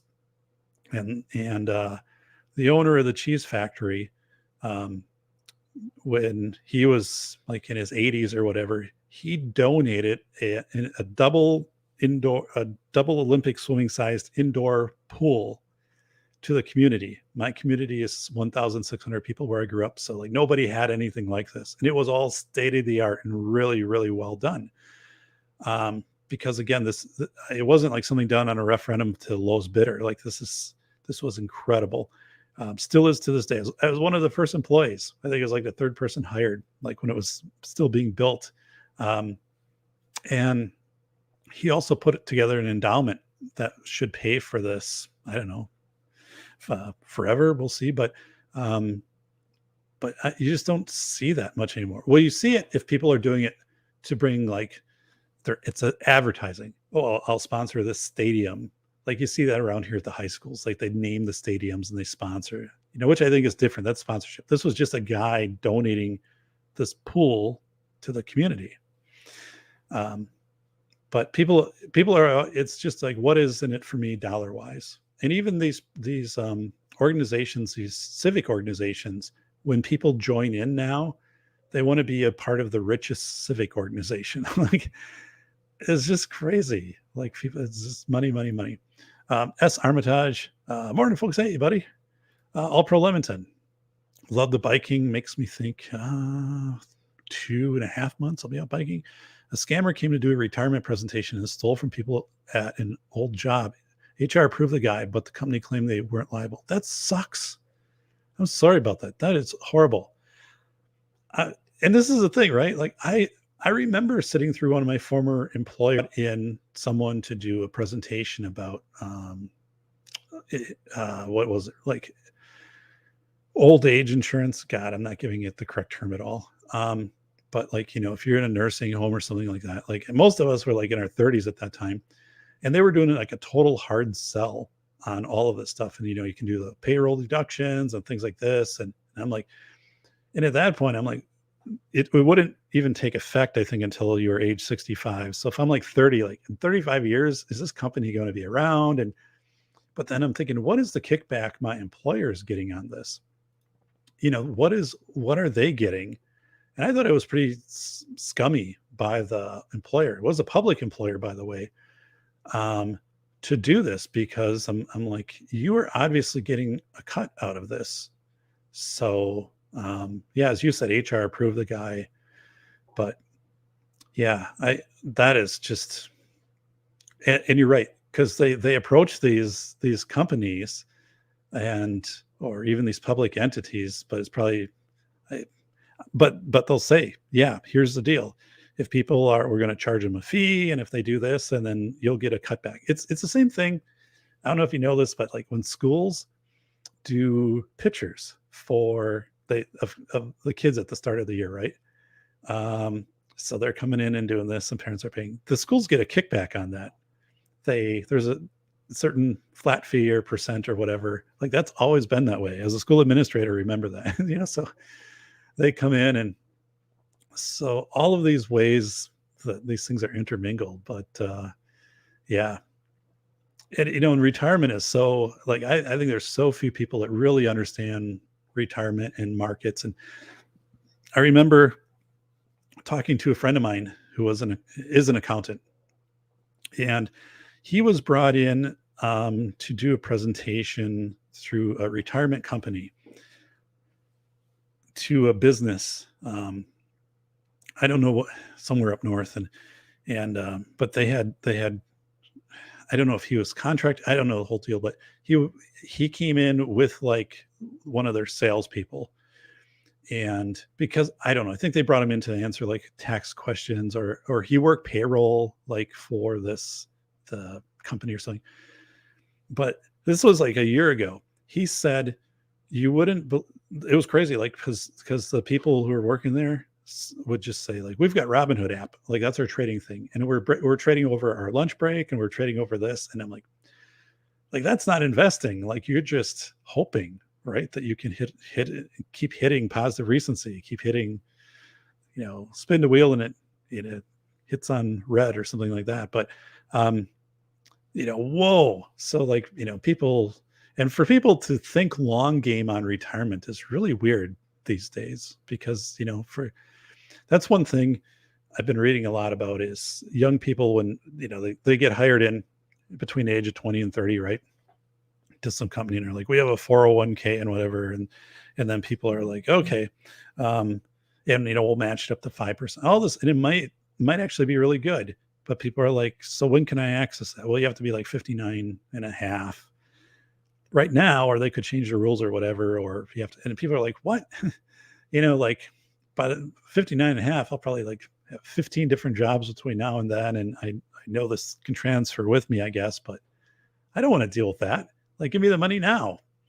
So this whole concept of like retirement, I think is outdated in these 401ks, just from the way that people think. And I think at our state level, there's a vesting now of like 7 years or something like that. If you're in a state position for state pension. And I'm like, a lot of these people will never hit that. Where, the people that work there for 30, 40 years, like that's done. You'll have a handful of those people. So here's that social credit video by Tom Scott. It's very worthwhile to give that a watch. So this is Agorizer. Silver chops don't exist once silver is recognized as money again. Real value is recognizable. Trade continues. Call it barter. I think barter. Right. So I don't know what any of this would look like, and who knows? Small groups working together. Firewood, I think, would have some currency value. Your ability to cook, if you had land that you could hunt on, or if things really got to that, depth. But And plus, I think we'd see what are we buying that's just all commercial that we don't really need. So, Boris, morning, Joe Dolio. He's a curmudgeon, but Joe Dolio, now Lake Michigan is frozen. He's going to walk from Michigan over Lake Michigan to Wisconsin. So, I've invested in brass and lead.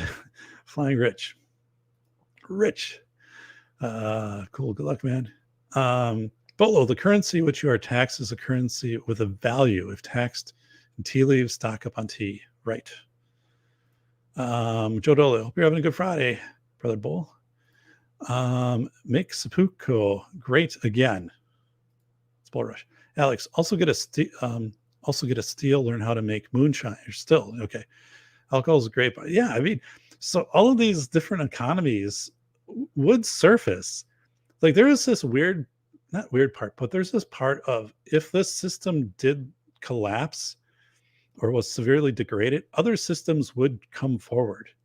And I don't even know if it would take that long for other systems to come forward. So you'd have to figure out something with like, the distribution of fuel and, electricity and stuff like this. But I don't know. I think there would be this fear, right, from the government of trying to say, like, if this went, like, all this stuff is going to be gone and things like this and whatever. And I'm like, maybe, but maybe not. Maybe it would look different. But I'm shopping 5.56 rounds. Need to resupply. Got it. Armitage. Old rich guys donate things like parks and libraries, etc., for the tax rate. Yeah. And see, like, before taxes, right, at the turn of the century, so up in the county I was raised in, there was the lumber barons donated 100 acres for the county park, which is still there, and the pavilion and these other things. I mean, that was before there was any tax advantage associated with that. So right now they donate things, but and are they really donating parks and libraries? That's a thing. Like, I don't see it as much. Or I guess I don't really, I mean, I see it donated into, like, what was it? Zuckerberg. I'm going to donate 100 million into New Jersey schools. But then what does that look like? Right. What does that really mean? And then it's just kind of gone. Like, there's no legacy item there, like a library or a park or, something for everybody or, some community art. Like Duluth Superior was really big on that, the back around the late 1880s into 1900s. So, Bull Rush, more fish mocks today. Everyone I've told to take it for a certain illness has made immediate improvement in symptoms. Got it. It's Vanessa Kitty. Hi, Vanessa. All pro Lemonton. A lot of young people think they can date. Yeah. Not only young people, like old people in general. Because I was talking to my accountant friend who works with this small retirement trading like group, right? So they get brought into companies where they might have up to 100 employees. And you'd be amazed because you'll say, yeah, it's the 20-year-old who's trading, but it's also the 50-year-old who's trading. And people look at this and think that, your retirement investing is all done day to day. Like, who's thinking of holding a stock for 10 years? I mean, really, like, who thinks that way nowadays, or like a mutual fund or something? But, it is just crazy. Yeah. People just think it's moment to moment. They need to increase IRAs to 19.5. Then we wouldn't need individual retirement accounts. Yeah. And then like a Roth IRA too, like, so you never get taxed on it unless they change the rules. Absolutely. Yeah. And the 401k management, right? That's just sketchy. Like all these additional fees that could put on for management. I remember, because I work both public and private. In my private sector 401k, you get all these fees. Even I have, one of my accounts that I still have, it's like, here's your quarterly maintenance fee. I'm like, yeah, come on. That's ridiculous. But, IRAs should not have limits to how much can be added. So, yeah. And again, so there's a Roth IRA, ROTH, which you can contribute if you're age 50 or older, $7,000 a year of earned income, and or if you're younger, it's $6,000 a year, which then hypothetically you would not be taxed on when taking that money out, and it could be passed on tax free, and that person won't have to pay taxes on it either. So, but that's how the laws are written now.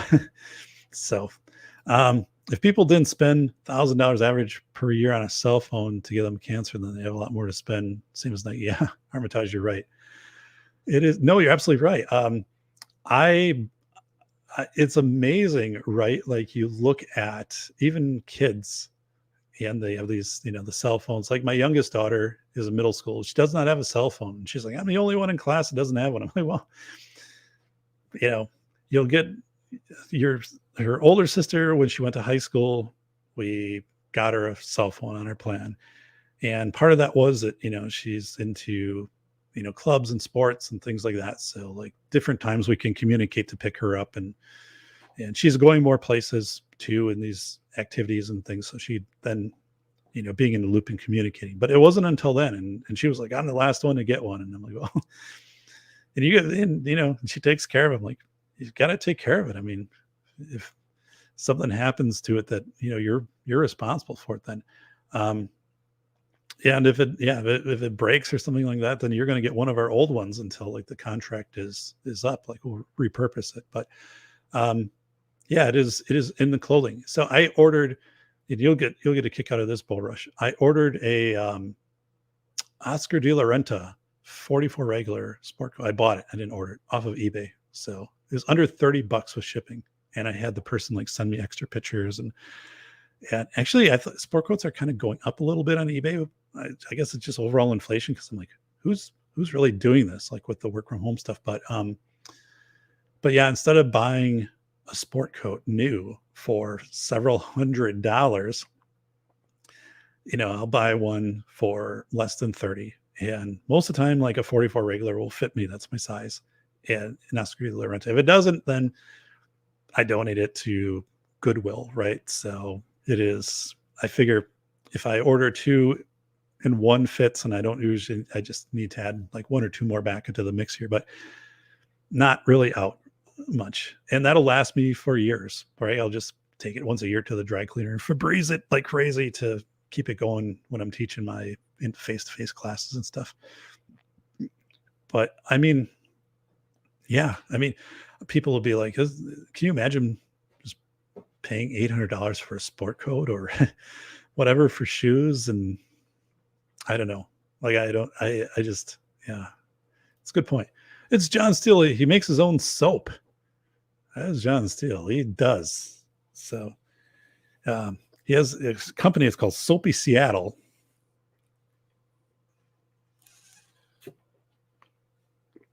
And it has coffee grinds in it.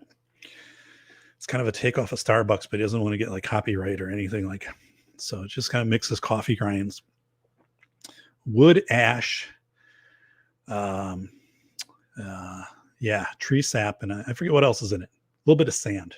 It's kind of exfoliating. It's really good, but it costs a lot to ship. So it's very dense. It's almost like gold, very heavy.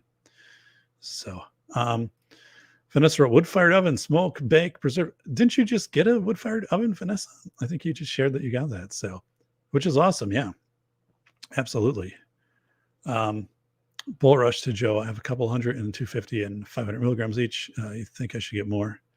So, yeah, I have increased my supply of medicines substantially. Another thing too.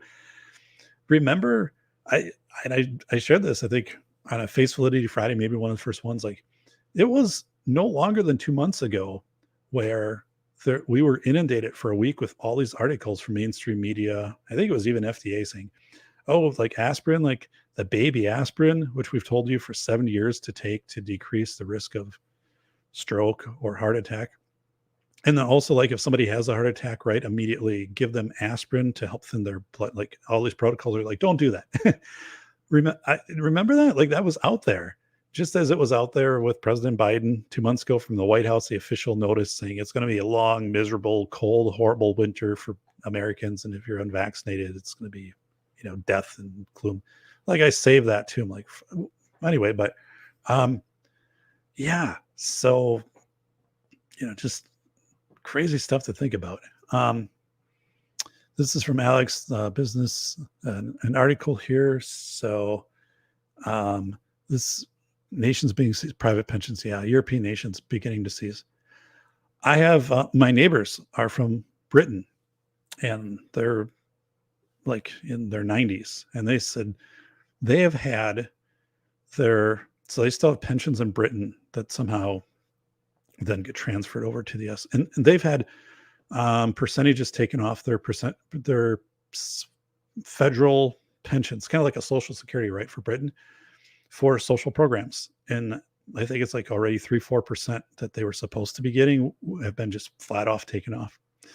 So yeah, the private pension thing, right, is like, and again, what happens here, Alex, if everybody has to have a digital currency, and if you don't have digital, like, you're like, here's my paper dollars. It's like, well, those aren't worth anything and no one will redeem them. So it has to be digital. So yeah, private pensions. And then you can say, well, I'll have all my money in land, but then they can just go and assess your land at a high rate and then just take from your digital account to pay for the unrealized taxable. I mean, all this stuff it points to the direction of federal government needs to be smaller. Like, it's increasing, and states, the 11th Amendment, the states need to hold their ground. I mean, my God, and say absolutely not.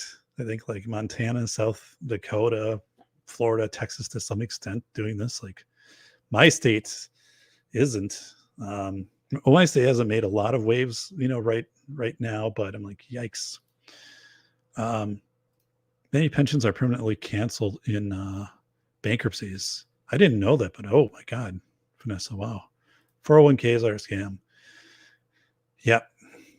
And like I said, the one I have remaining from my private sector days, I'm always like, oh, great. Here's your quarterly fee for the privilege of you keeping the money here, which we make money off of. Here's your quarterly fee. I'm like, how does that make sense?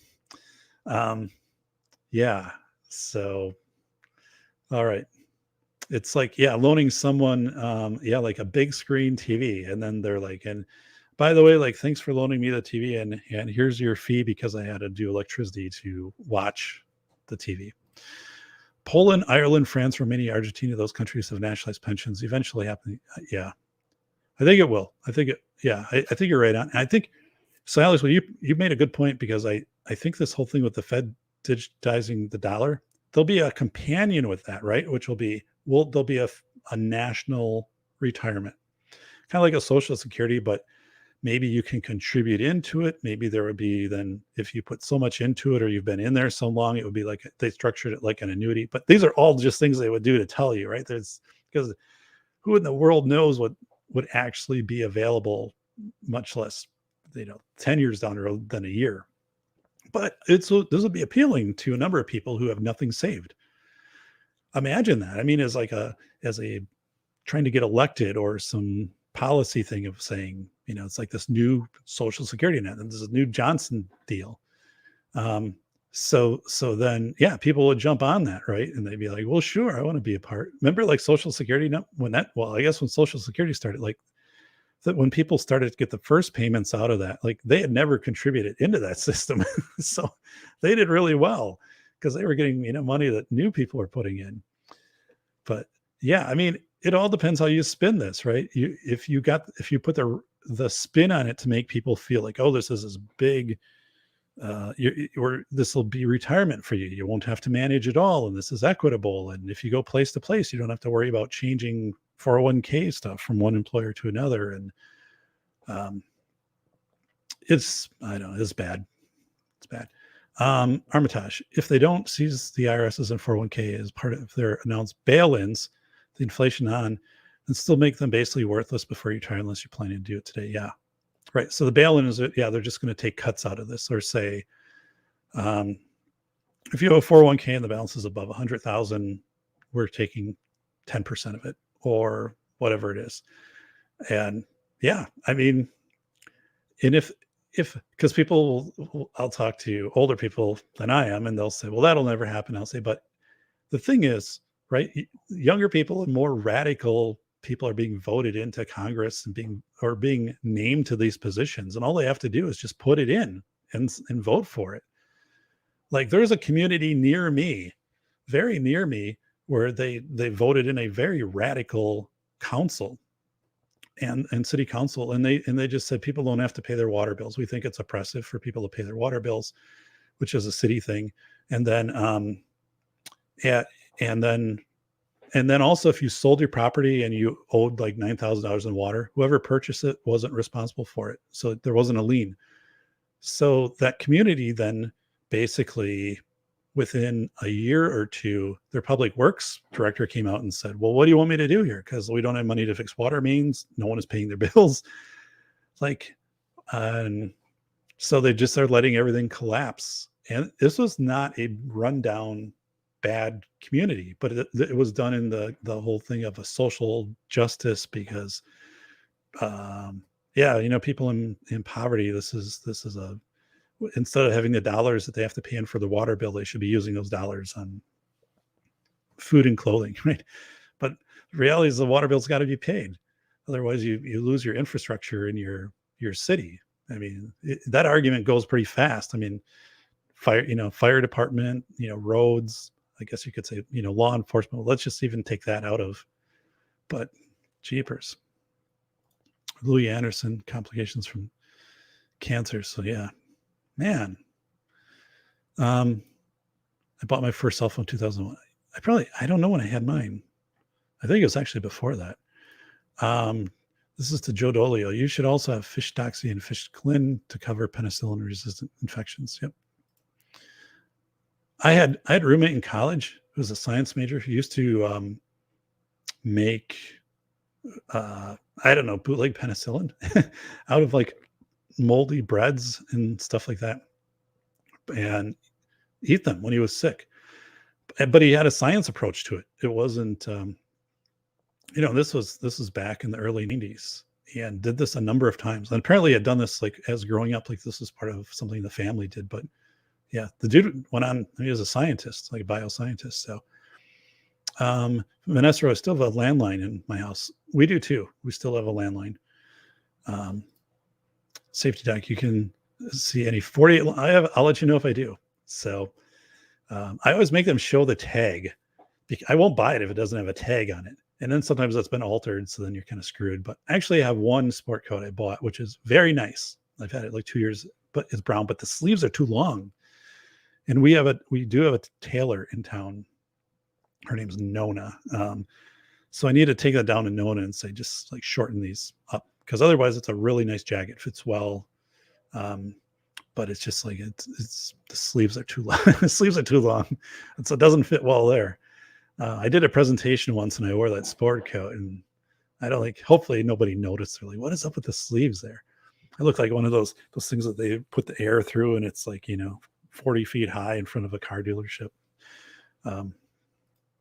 Spend less than 500 on phones in 7 years. So yeah. 500 milligrams Bulrush.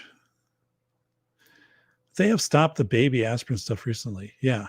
And Vanessa, isn't it crazy? Because I did research on this, right? And it's kind of funny because, like I tell people, like I'm a researcher, like I am a researcher, and I wouldn't necessarily say I'm a scientist, but I am a researcher. And, I went through pulling up studies from the National Institute of Health and all these other, medical journal studies and things, and would talk about this and, the, platelets and blood thinning and emergency administration of aspirin, after a suspected heart attack, and how like there was almost this axiom or this truth of saying, if you do this, like this will benefit. There had been that much research over decades, and suddenly in 1 week in 1 week it was shut down. And I was concerned. And there were a few days when there were articles coming out saying, should aspirin be a prescription drug? And I went and loaded up on aspirin. I mean, right? Because you can get a bottle of, 200 aspirin for $2. And I'm thinking, where's this going? Right? Like, who's steering the narrative on this? And so that kind of like, but it was that stuff. It was really nuts, especially when you can come in and, take every doctor who was saying that, right? Every doctor, somebody who was older, is, yeah, take a baby aspirin, stuff like that. And in 1 week have social media take like, 1 or 2 studies, and suddenly you're like, no, don't do it. So, but anyway, Safety Doc, what is your tour prediction for the inflation rate for 2022? I would say genuine inflation rate will be 20%. So what they'll actually report, maybe 7. I would say 20%. I think there'll be a point in time, right? Like with gas and other things. I mean, and other people, Jeremiah, Babe, and I allegedly are already reporting this, but people just aren't going to buy as much. They're going to become more selective. And gas and things, like remember, March, April with the pandemic stuff, gas went under $1. But I just think demand will tail off to some extent. But in other things, it's not going to, like your, heating fuel, bread, milk, medical, all of those things will just continue to, I think, skyrocket. Vehicles are still just outrageously through the roof. Like we sold a vehicle to a private party in December for twice of what we would have been able to sell it to a year ago, just because of the market. And today I'm sure we could sell it for even more.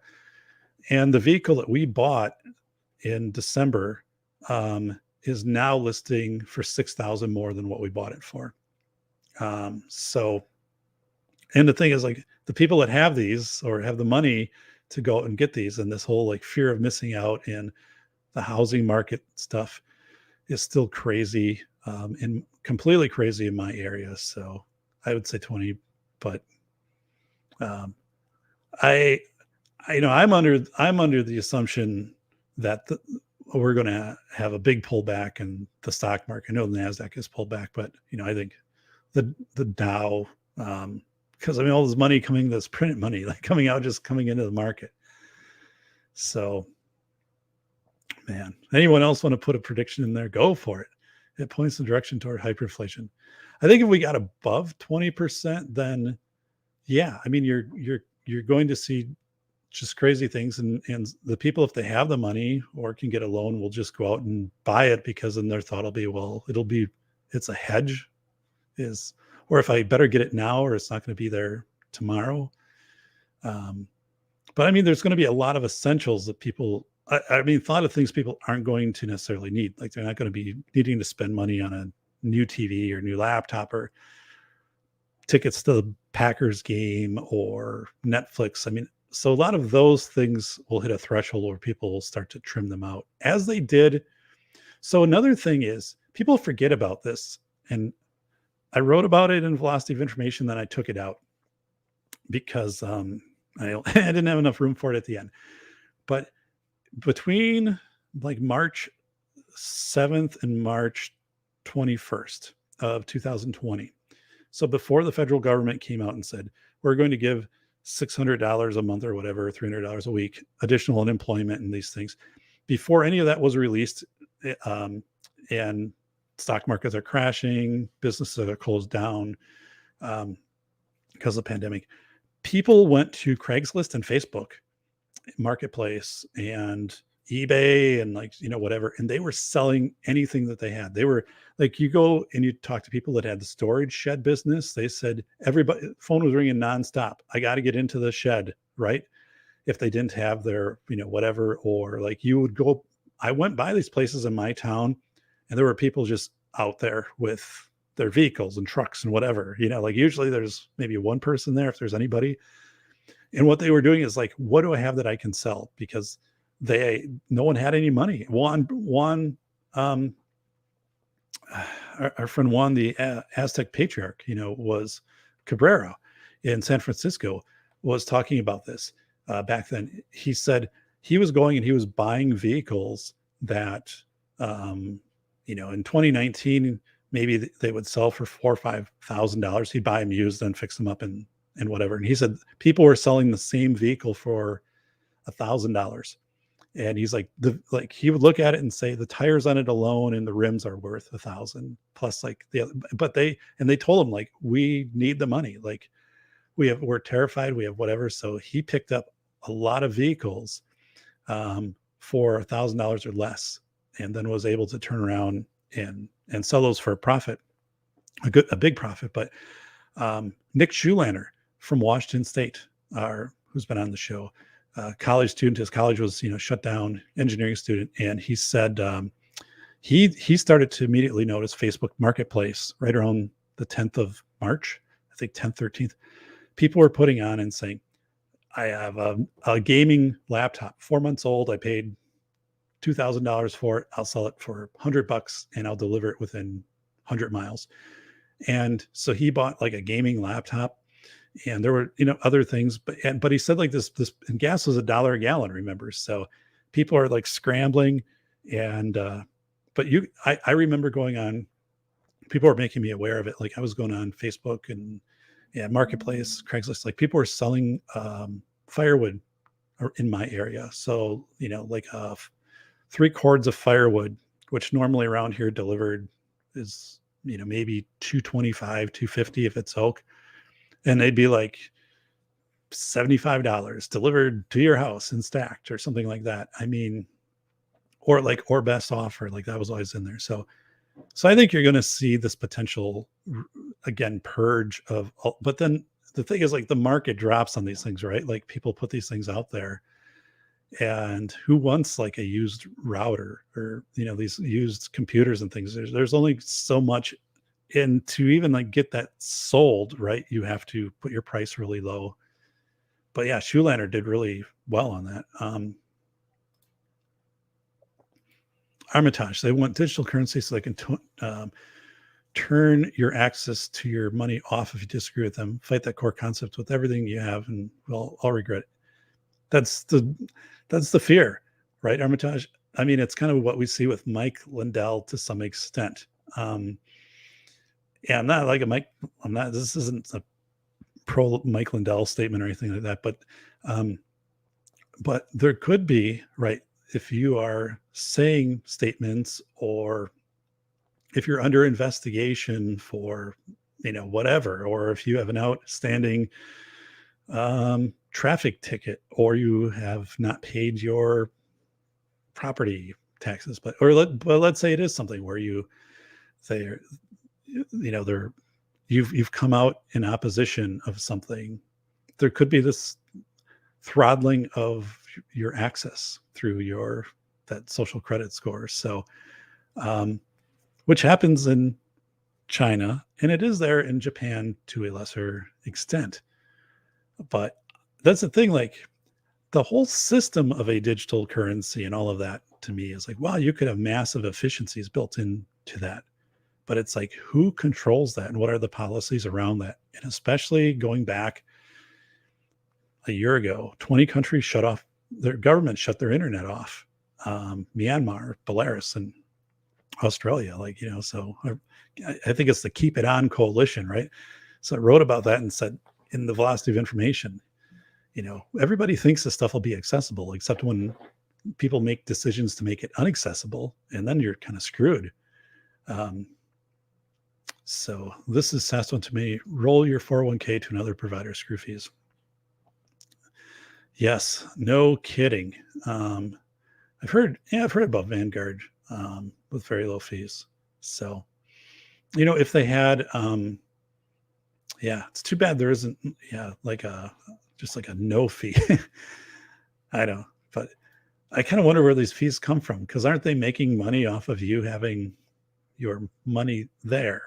Like, I just don't, big MK Joe, have a great Friday, Doc. See you next. Hey, thanks, buddy. Appreciate it. Fidelity fees are also very low. Vanguard has some tax efficient funds that defy gravity, though. Okay. Wow. Yeah.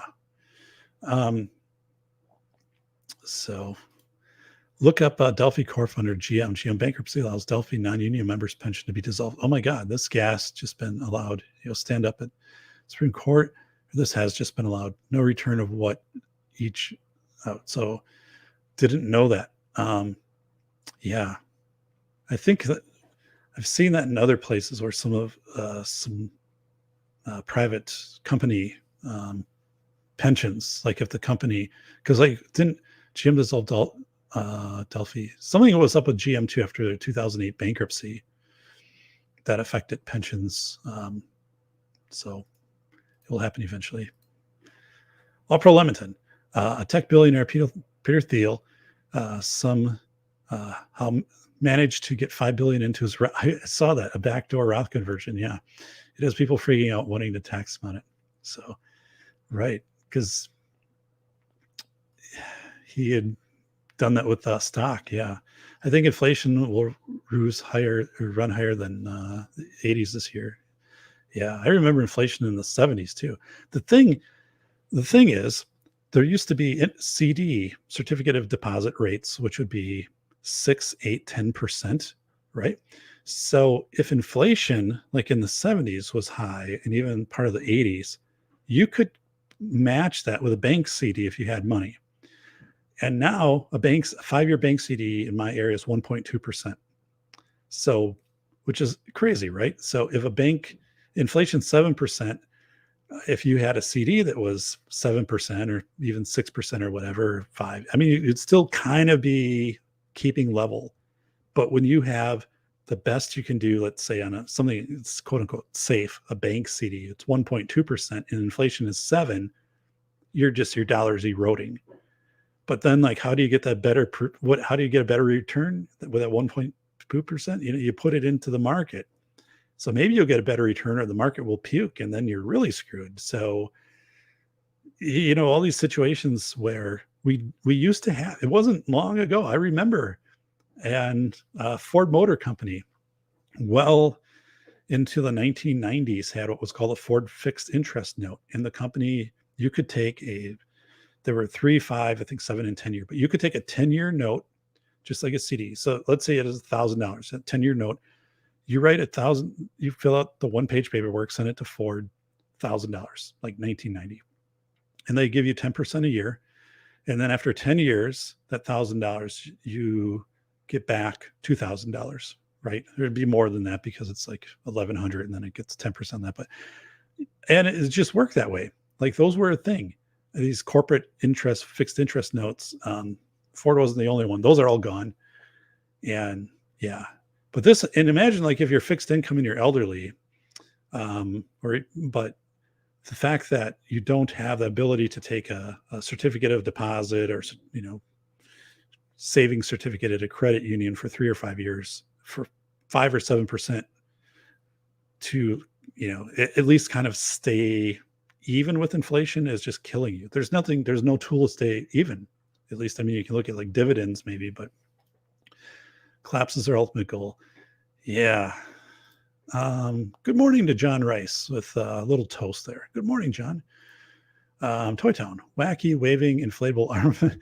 That too, man. That's kind of going to be our mascot here. Yeah, that is what the Fed is. That is the embodiment of the Fed there in one GIF, right? In one image. that is the Fed. Oh my God, that is crazy. Netflix is down 22% today, and they really took a liner yesterday too.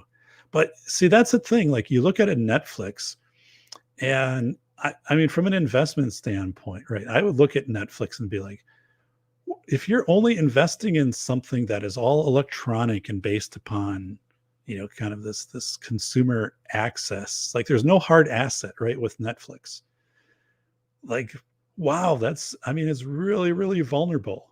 I mean, if you're investing in a utility, for example. I mean, at least there's the power plant and maybe the distribution grid, and it's regulated and things like that. But so yeah, that's and look at people, if that's a chunk of their 401k fund, or if they personally own that, like, yikes. But low-dose aspirin for my private and VA docs has been stopped here.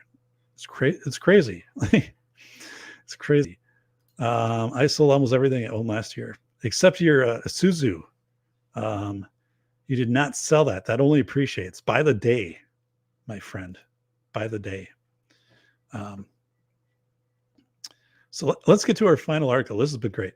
Our final article is from Viterbo University, which is a college in it's near the Mississippi River in Wisconsin. So southwestern Wisconsin. And I want to share this one because it builds off of something I talked about on my show Monday night, or a couple Monday nights ago, about eSports. And I was interested. This one caught my attention when this article came out. I saw it in our area. So here we go. This is, again, it's a university in La Crosse, Wisconsin, along the Mississippi River. November 10th, 2021, this came out. I guess there was something, I clicked on this, but there was something more recent, an update on this. So I guess this is the first version of it. But you can call Barry Fried if you want. Here he is. Call him up right now. Say, Barry, they're talking about you. Oh my God. It's like, is it Vanessa? Is it Armitage? Is it Sast? Is it John Steele? So Viterbo University adds eSports to its collegiate athletic programs competition to begin in 2022-23. So what I think is fascinating here. Oh, Lord.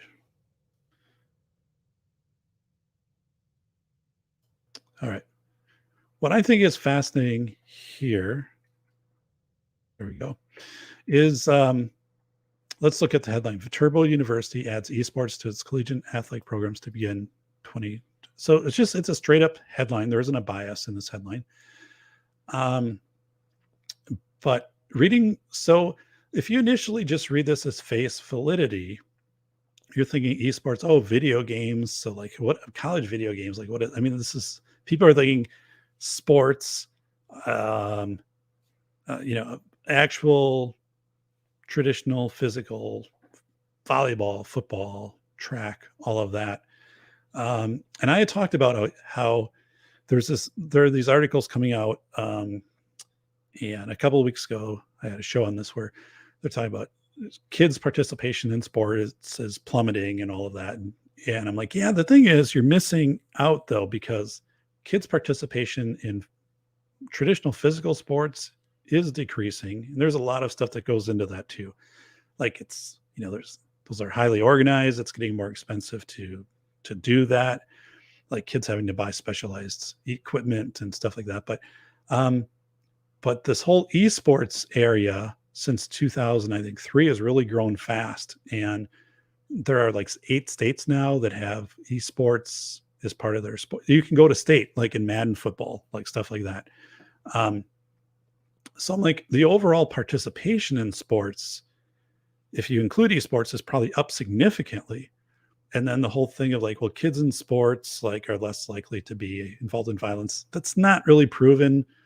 But if you're making that argument, you'd have to look at this and say, but how about kids? You're not counting esports. Like this, people aren't there. So I thought this was cool because like, here's an article saying, hey, esports are being added to this college. And then they built, which this is amazing. So get this, Viterbo V-Hawk team members will compete in League of Legends, Overwatch, Rocket League, Hearthstone, and additional games based on student interest. And a 1,800 square foot V-Hawk esports arena complete with theater-style seating and up to 24 PCE stations located in Murphy Center will be completed in time for competition to begin in 2022-2023. So anyway, this this is just, I mean, it's just amazing. So here's what they're saying. So this is the athletic director. We will be providing more opportunities for students to participate, and research has shown that being an esport athlete requires strategy, goal setting, teamwork, critical thinking, problem solving, all skills that directly translate to the real world. So they're doing scholarships. They're putting scholarship funds together for esport athletes. I mean, so I look at that and I'm like, that's pretty cool. So from a face validity standpoint, if someone is just saying, oh, like it's just video games, well, yes and no. It's a video based thing, but again, there is strategy, there is teaming. It's and the this is I mean, to me, what is this? There's some big questions that come up with this. So let me add that. So one is face validity, yes, and they built this part on campus, this like almost 2,000 square foot thing that has like theaters, seating and stuff, e-gaming stations, and people come and watch this stuff. So how is this impacting the marketing of the school? They're definitely using this as a marketing tool. I've seen that. How will this couple with traditional in-person sports? And how is that even looked at kind of as a federal level? Because Title IX basically means you have to have kind of like an equal number of male sports and female, basically is what Title IX says. But that really wouldn't be the case with esports, right? It wouldn't go that way. So what does it mean for esports? Like you could be an esport Madden player from a wheelchair. So I think it's going to have some complete new interpretations of what it means for athletics or sports, I guess sports participation. And this could, I don't know if it would eliminate title. How does this work with traditional sports or whatever? But I think it's pretty awesome. So from face validity, like it is amazing to see this start to come into fruition and get so the article's not, so when you read the article, it's not a novelty article.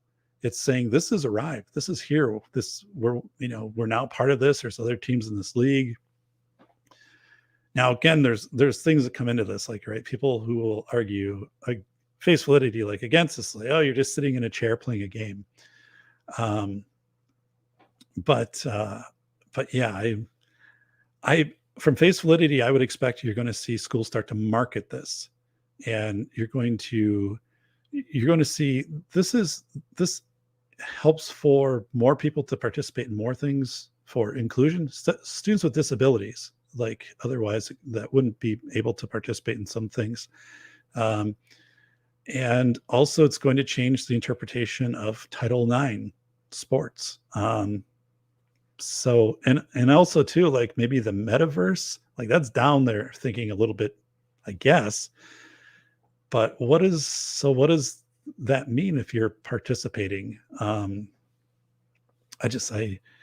I think one of the things from face validity is I think you're going to see this just advertised more, with universities, maybe even high schools are doing this. There's 8 high schools, I think, 8 states that have this high school, these esport teams, and maybe now even coming in more toward adults and stuff like that. But so from face validity, you're going to see it, but you're also, I don't know then what this means. Like if SAST, so if someone said to you, SAST, you can be on this bowling team, every Tuesday night, and we all get at the bowling alley, and every Tuesday night, here's your VR goggles and your stuff, and you're going to be at home or wherever, and we're going to do this, but we'll all have headsets and stuff, and I don't know. So kind of see it both ways, but I think it's a fascinating article because from a face validity standpoint, to me, this is the early adopter type thing of like, watch for this to be all over the place. Universities, schools, K-12, stuff like that. Let's go back to the chat. Toy Town, firewood in New England now $350 a cord. Whoa. So yeah. And around where I'm at, it's still below that. But it's, I don't know. I don't know where it would go. But yeah, that's high for a cord. Grizz, when the price of gas and food impacts your family, when the public schools are teaching CRT, this impacts the family. The midterm elections will expose the nightmare. I would anticipate that the midterm elections are going to significantly shake things up. I always get worried then, because then I'm like, if you're the president, right? And if you anticipate then, not of course midterms, but if you anticipate you're going to lose an election, presidents typically don't try to make it easy for the incoming president, right? So then do you kind of pull the plug on everything the last year and let it whirl down, because then you can try to blame it on the new administration. I guess I've been in this long enough. Subscribe to that, thumbs up. I worry about that. Lamb, also according to Mayo Clinic, that is from John Rice. For information, if you try to purchase a home today, interest rates are insane. Yeah, I've been hearing that been going up. I've lived in the same home 20 years. And the interest rate, I think when we bought this place, I mean, interest rates were 5 or 6%, which were just like interest rates back then. And I remember refinancing at, like 4% and thought it was awesome. This house is paid off, but we have relatives who are in their early 30s, who are renters, and they haven't had a home, but like their rent is going up and they want to get a home because their family's growing. And it's kind of like, ooh, like you've kind of lost your window, because everything around here in the last 2 years has gone up. I mean, crazy, as it is in a lot of places, but being close to a metro area, we've really skyrocketed. So I'm like, oh man, I don't know how you're going to do it. I mean, just to get into the market is going to cost you $200,000 more than it would have. So yeah, you better get you get a better return by holding gold, silver, ammo, things that go in value, tracking with inflation. Yeah. Mm-hmm. Yeah. To be diversified in property, land, right? So what was it? John Jacob Astor, I think, said he felt the only mistake he made in investing in New York was he didn't buy enough land. He said, I could have do it over again, but I just kept buying land. I'm not making it anymore, and it's going to weather the tough times. Grizz, one of the fastest growing counties in the country is Washoe, Nevada. People are leaving California, moving there. Yeah. So that's pretty crazy. John Rice, gold and silver ammo, not much guns like the cars, lose value when they leave the lot. Yeah. Strangely, the vehicle we bought in December, we've been contacted to sell it for more than what we bought it for. And it did have this kind of, because we ordered it, I mean, which is very, like when I ordered, we got rid of vehicles 14 years old. Like, I keep vehicles very, very long. Well, I mean, I don't know, very long, but 10 to 15 years, I'll try to keep a vehicle. And, yeah, because the constellation of how we ordered it, you can't get the things on it anymore. So people, contact the dealers or whatever. And then sometimes the dealers will pass it on and just say, hey, we were contacted by a private individual, and this is the profile they're looking for. And this is the profile. If you want, we can give you their information. If not, whatever. But I've just said, don't, unless someone calls you and they're like, hey, here's $200,000. And for some reason, this is the vehicle they want, which isn't anywhere close like what I paid. Right. But I'm like, yeah, then sure. Yeah. Give me a call. The first gun I bought is now over 2,000. Yeah, Vanessa. Unless you find a gun broker, Rube. Yep. Now, if it's older or limited, that's where money comes back like that. Yep. That's something that can buy a Glock and wait a month and sell it high. Yeah. Armitage, video games equals societal cancer.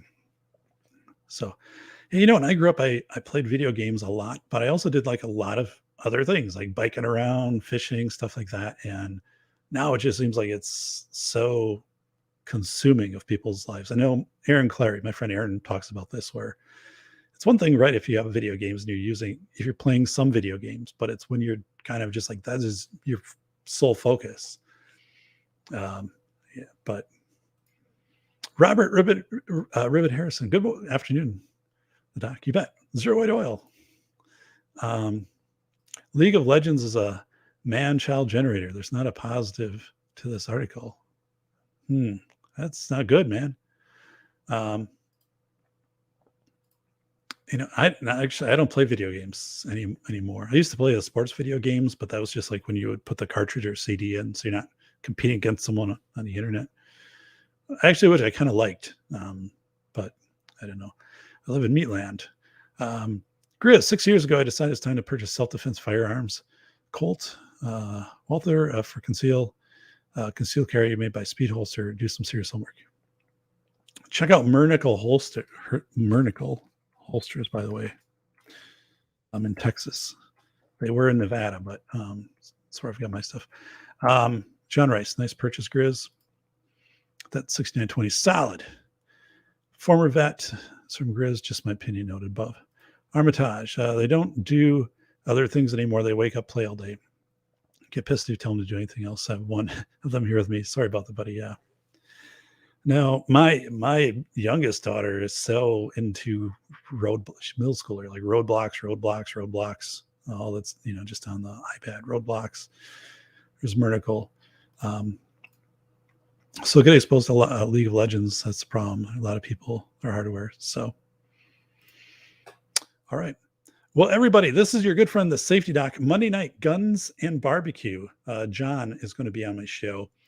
And we're going to talk about all the ways truckers kind of got screwed over in 2020. And there's a lot of stuff he's going to talk about that I never knew. Like, what is a lumper? So if you guys know, what is a lumper? And the fact that now the lumper stuff has changed, which means truck drivers are getting less money. And we really have a great show on deck. So he is my guest Monday night, 8:15 on the Safety Doc podcast. So, yeah, I appreciate all of you. So thank you, Robert Armitage. Thank you to Grizz, John Rice, Bull Rush, Vanessa, Bolo, Solitude Surfer, Grizz, all you guys. I appreciate it a lot. So I want you to have a terrific Friday, and I have to go up and stock my fireplace. I got to take a couple loads of wood upstairs. Otherwise, I'll also cool down, and that would be really bad here. So, all right, everybody, let me bring in the snowflakes on my way out here. So here we are. Everybody, have a terrific Friday. I appreciate it. Shell R, hey, morning work on stuff. Just saying, hey, Shell R. All right. Take care, everybody.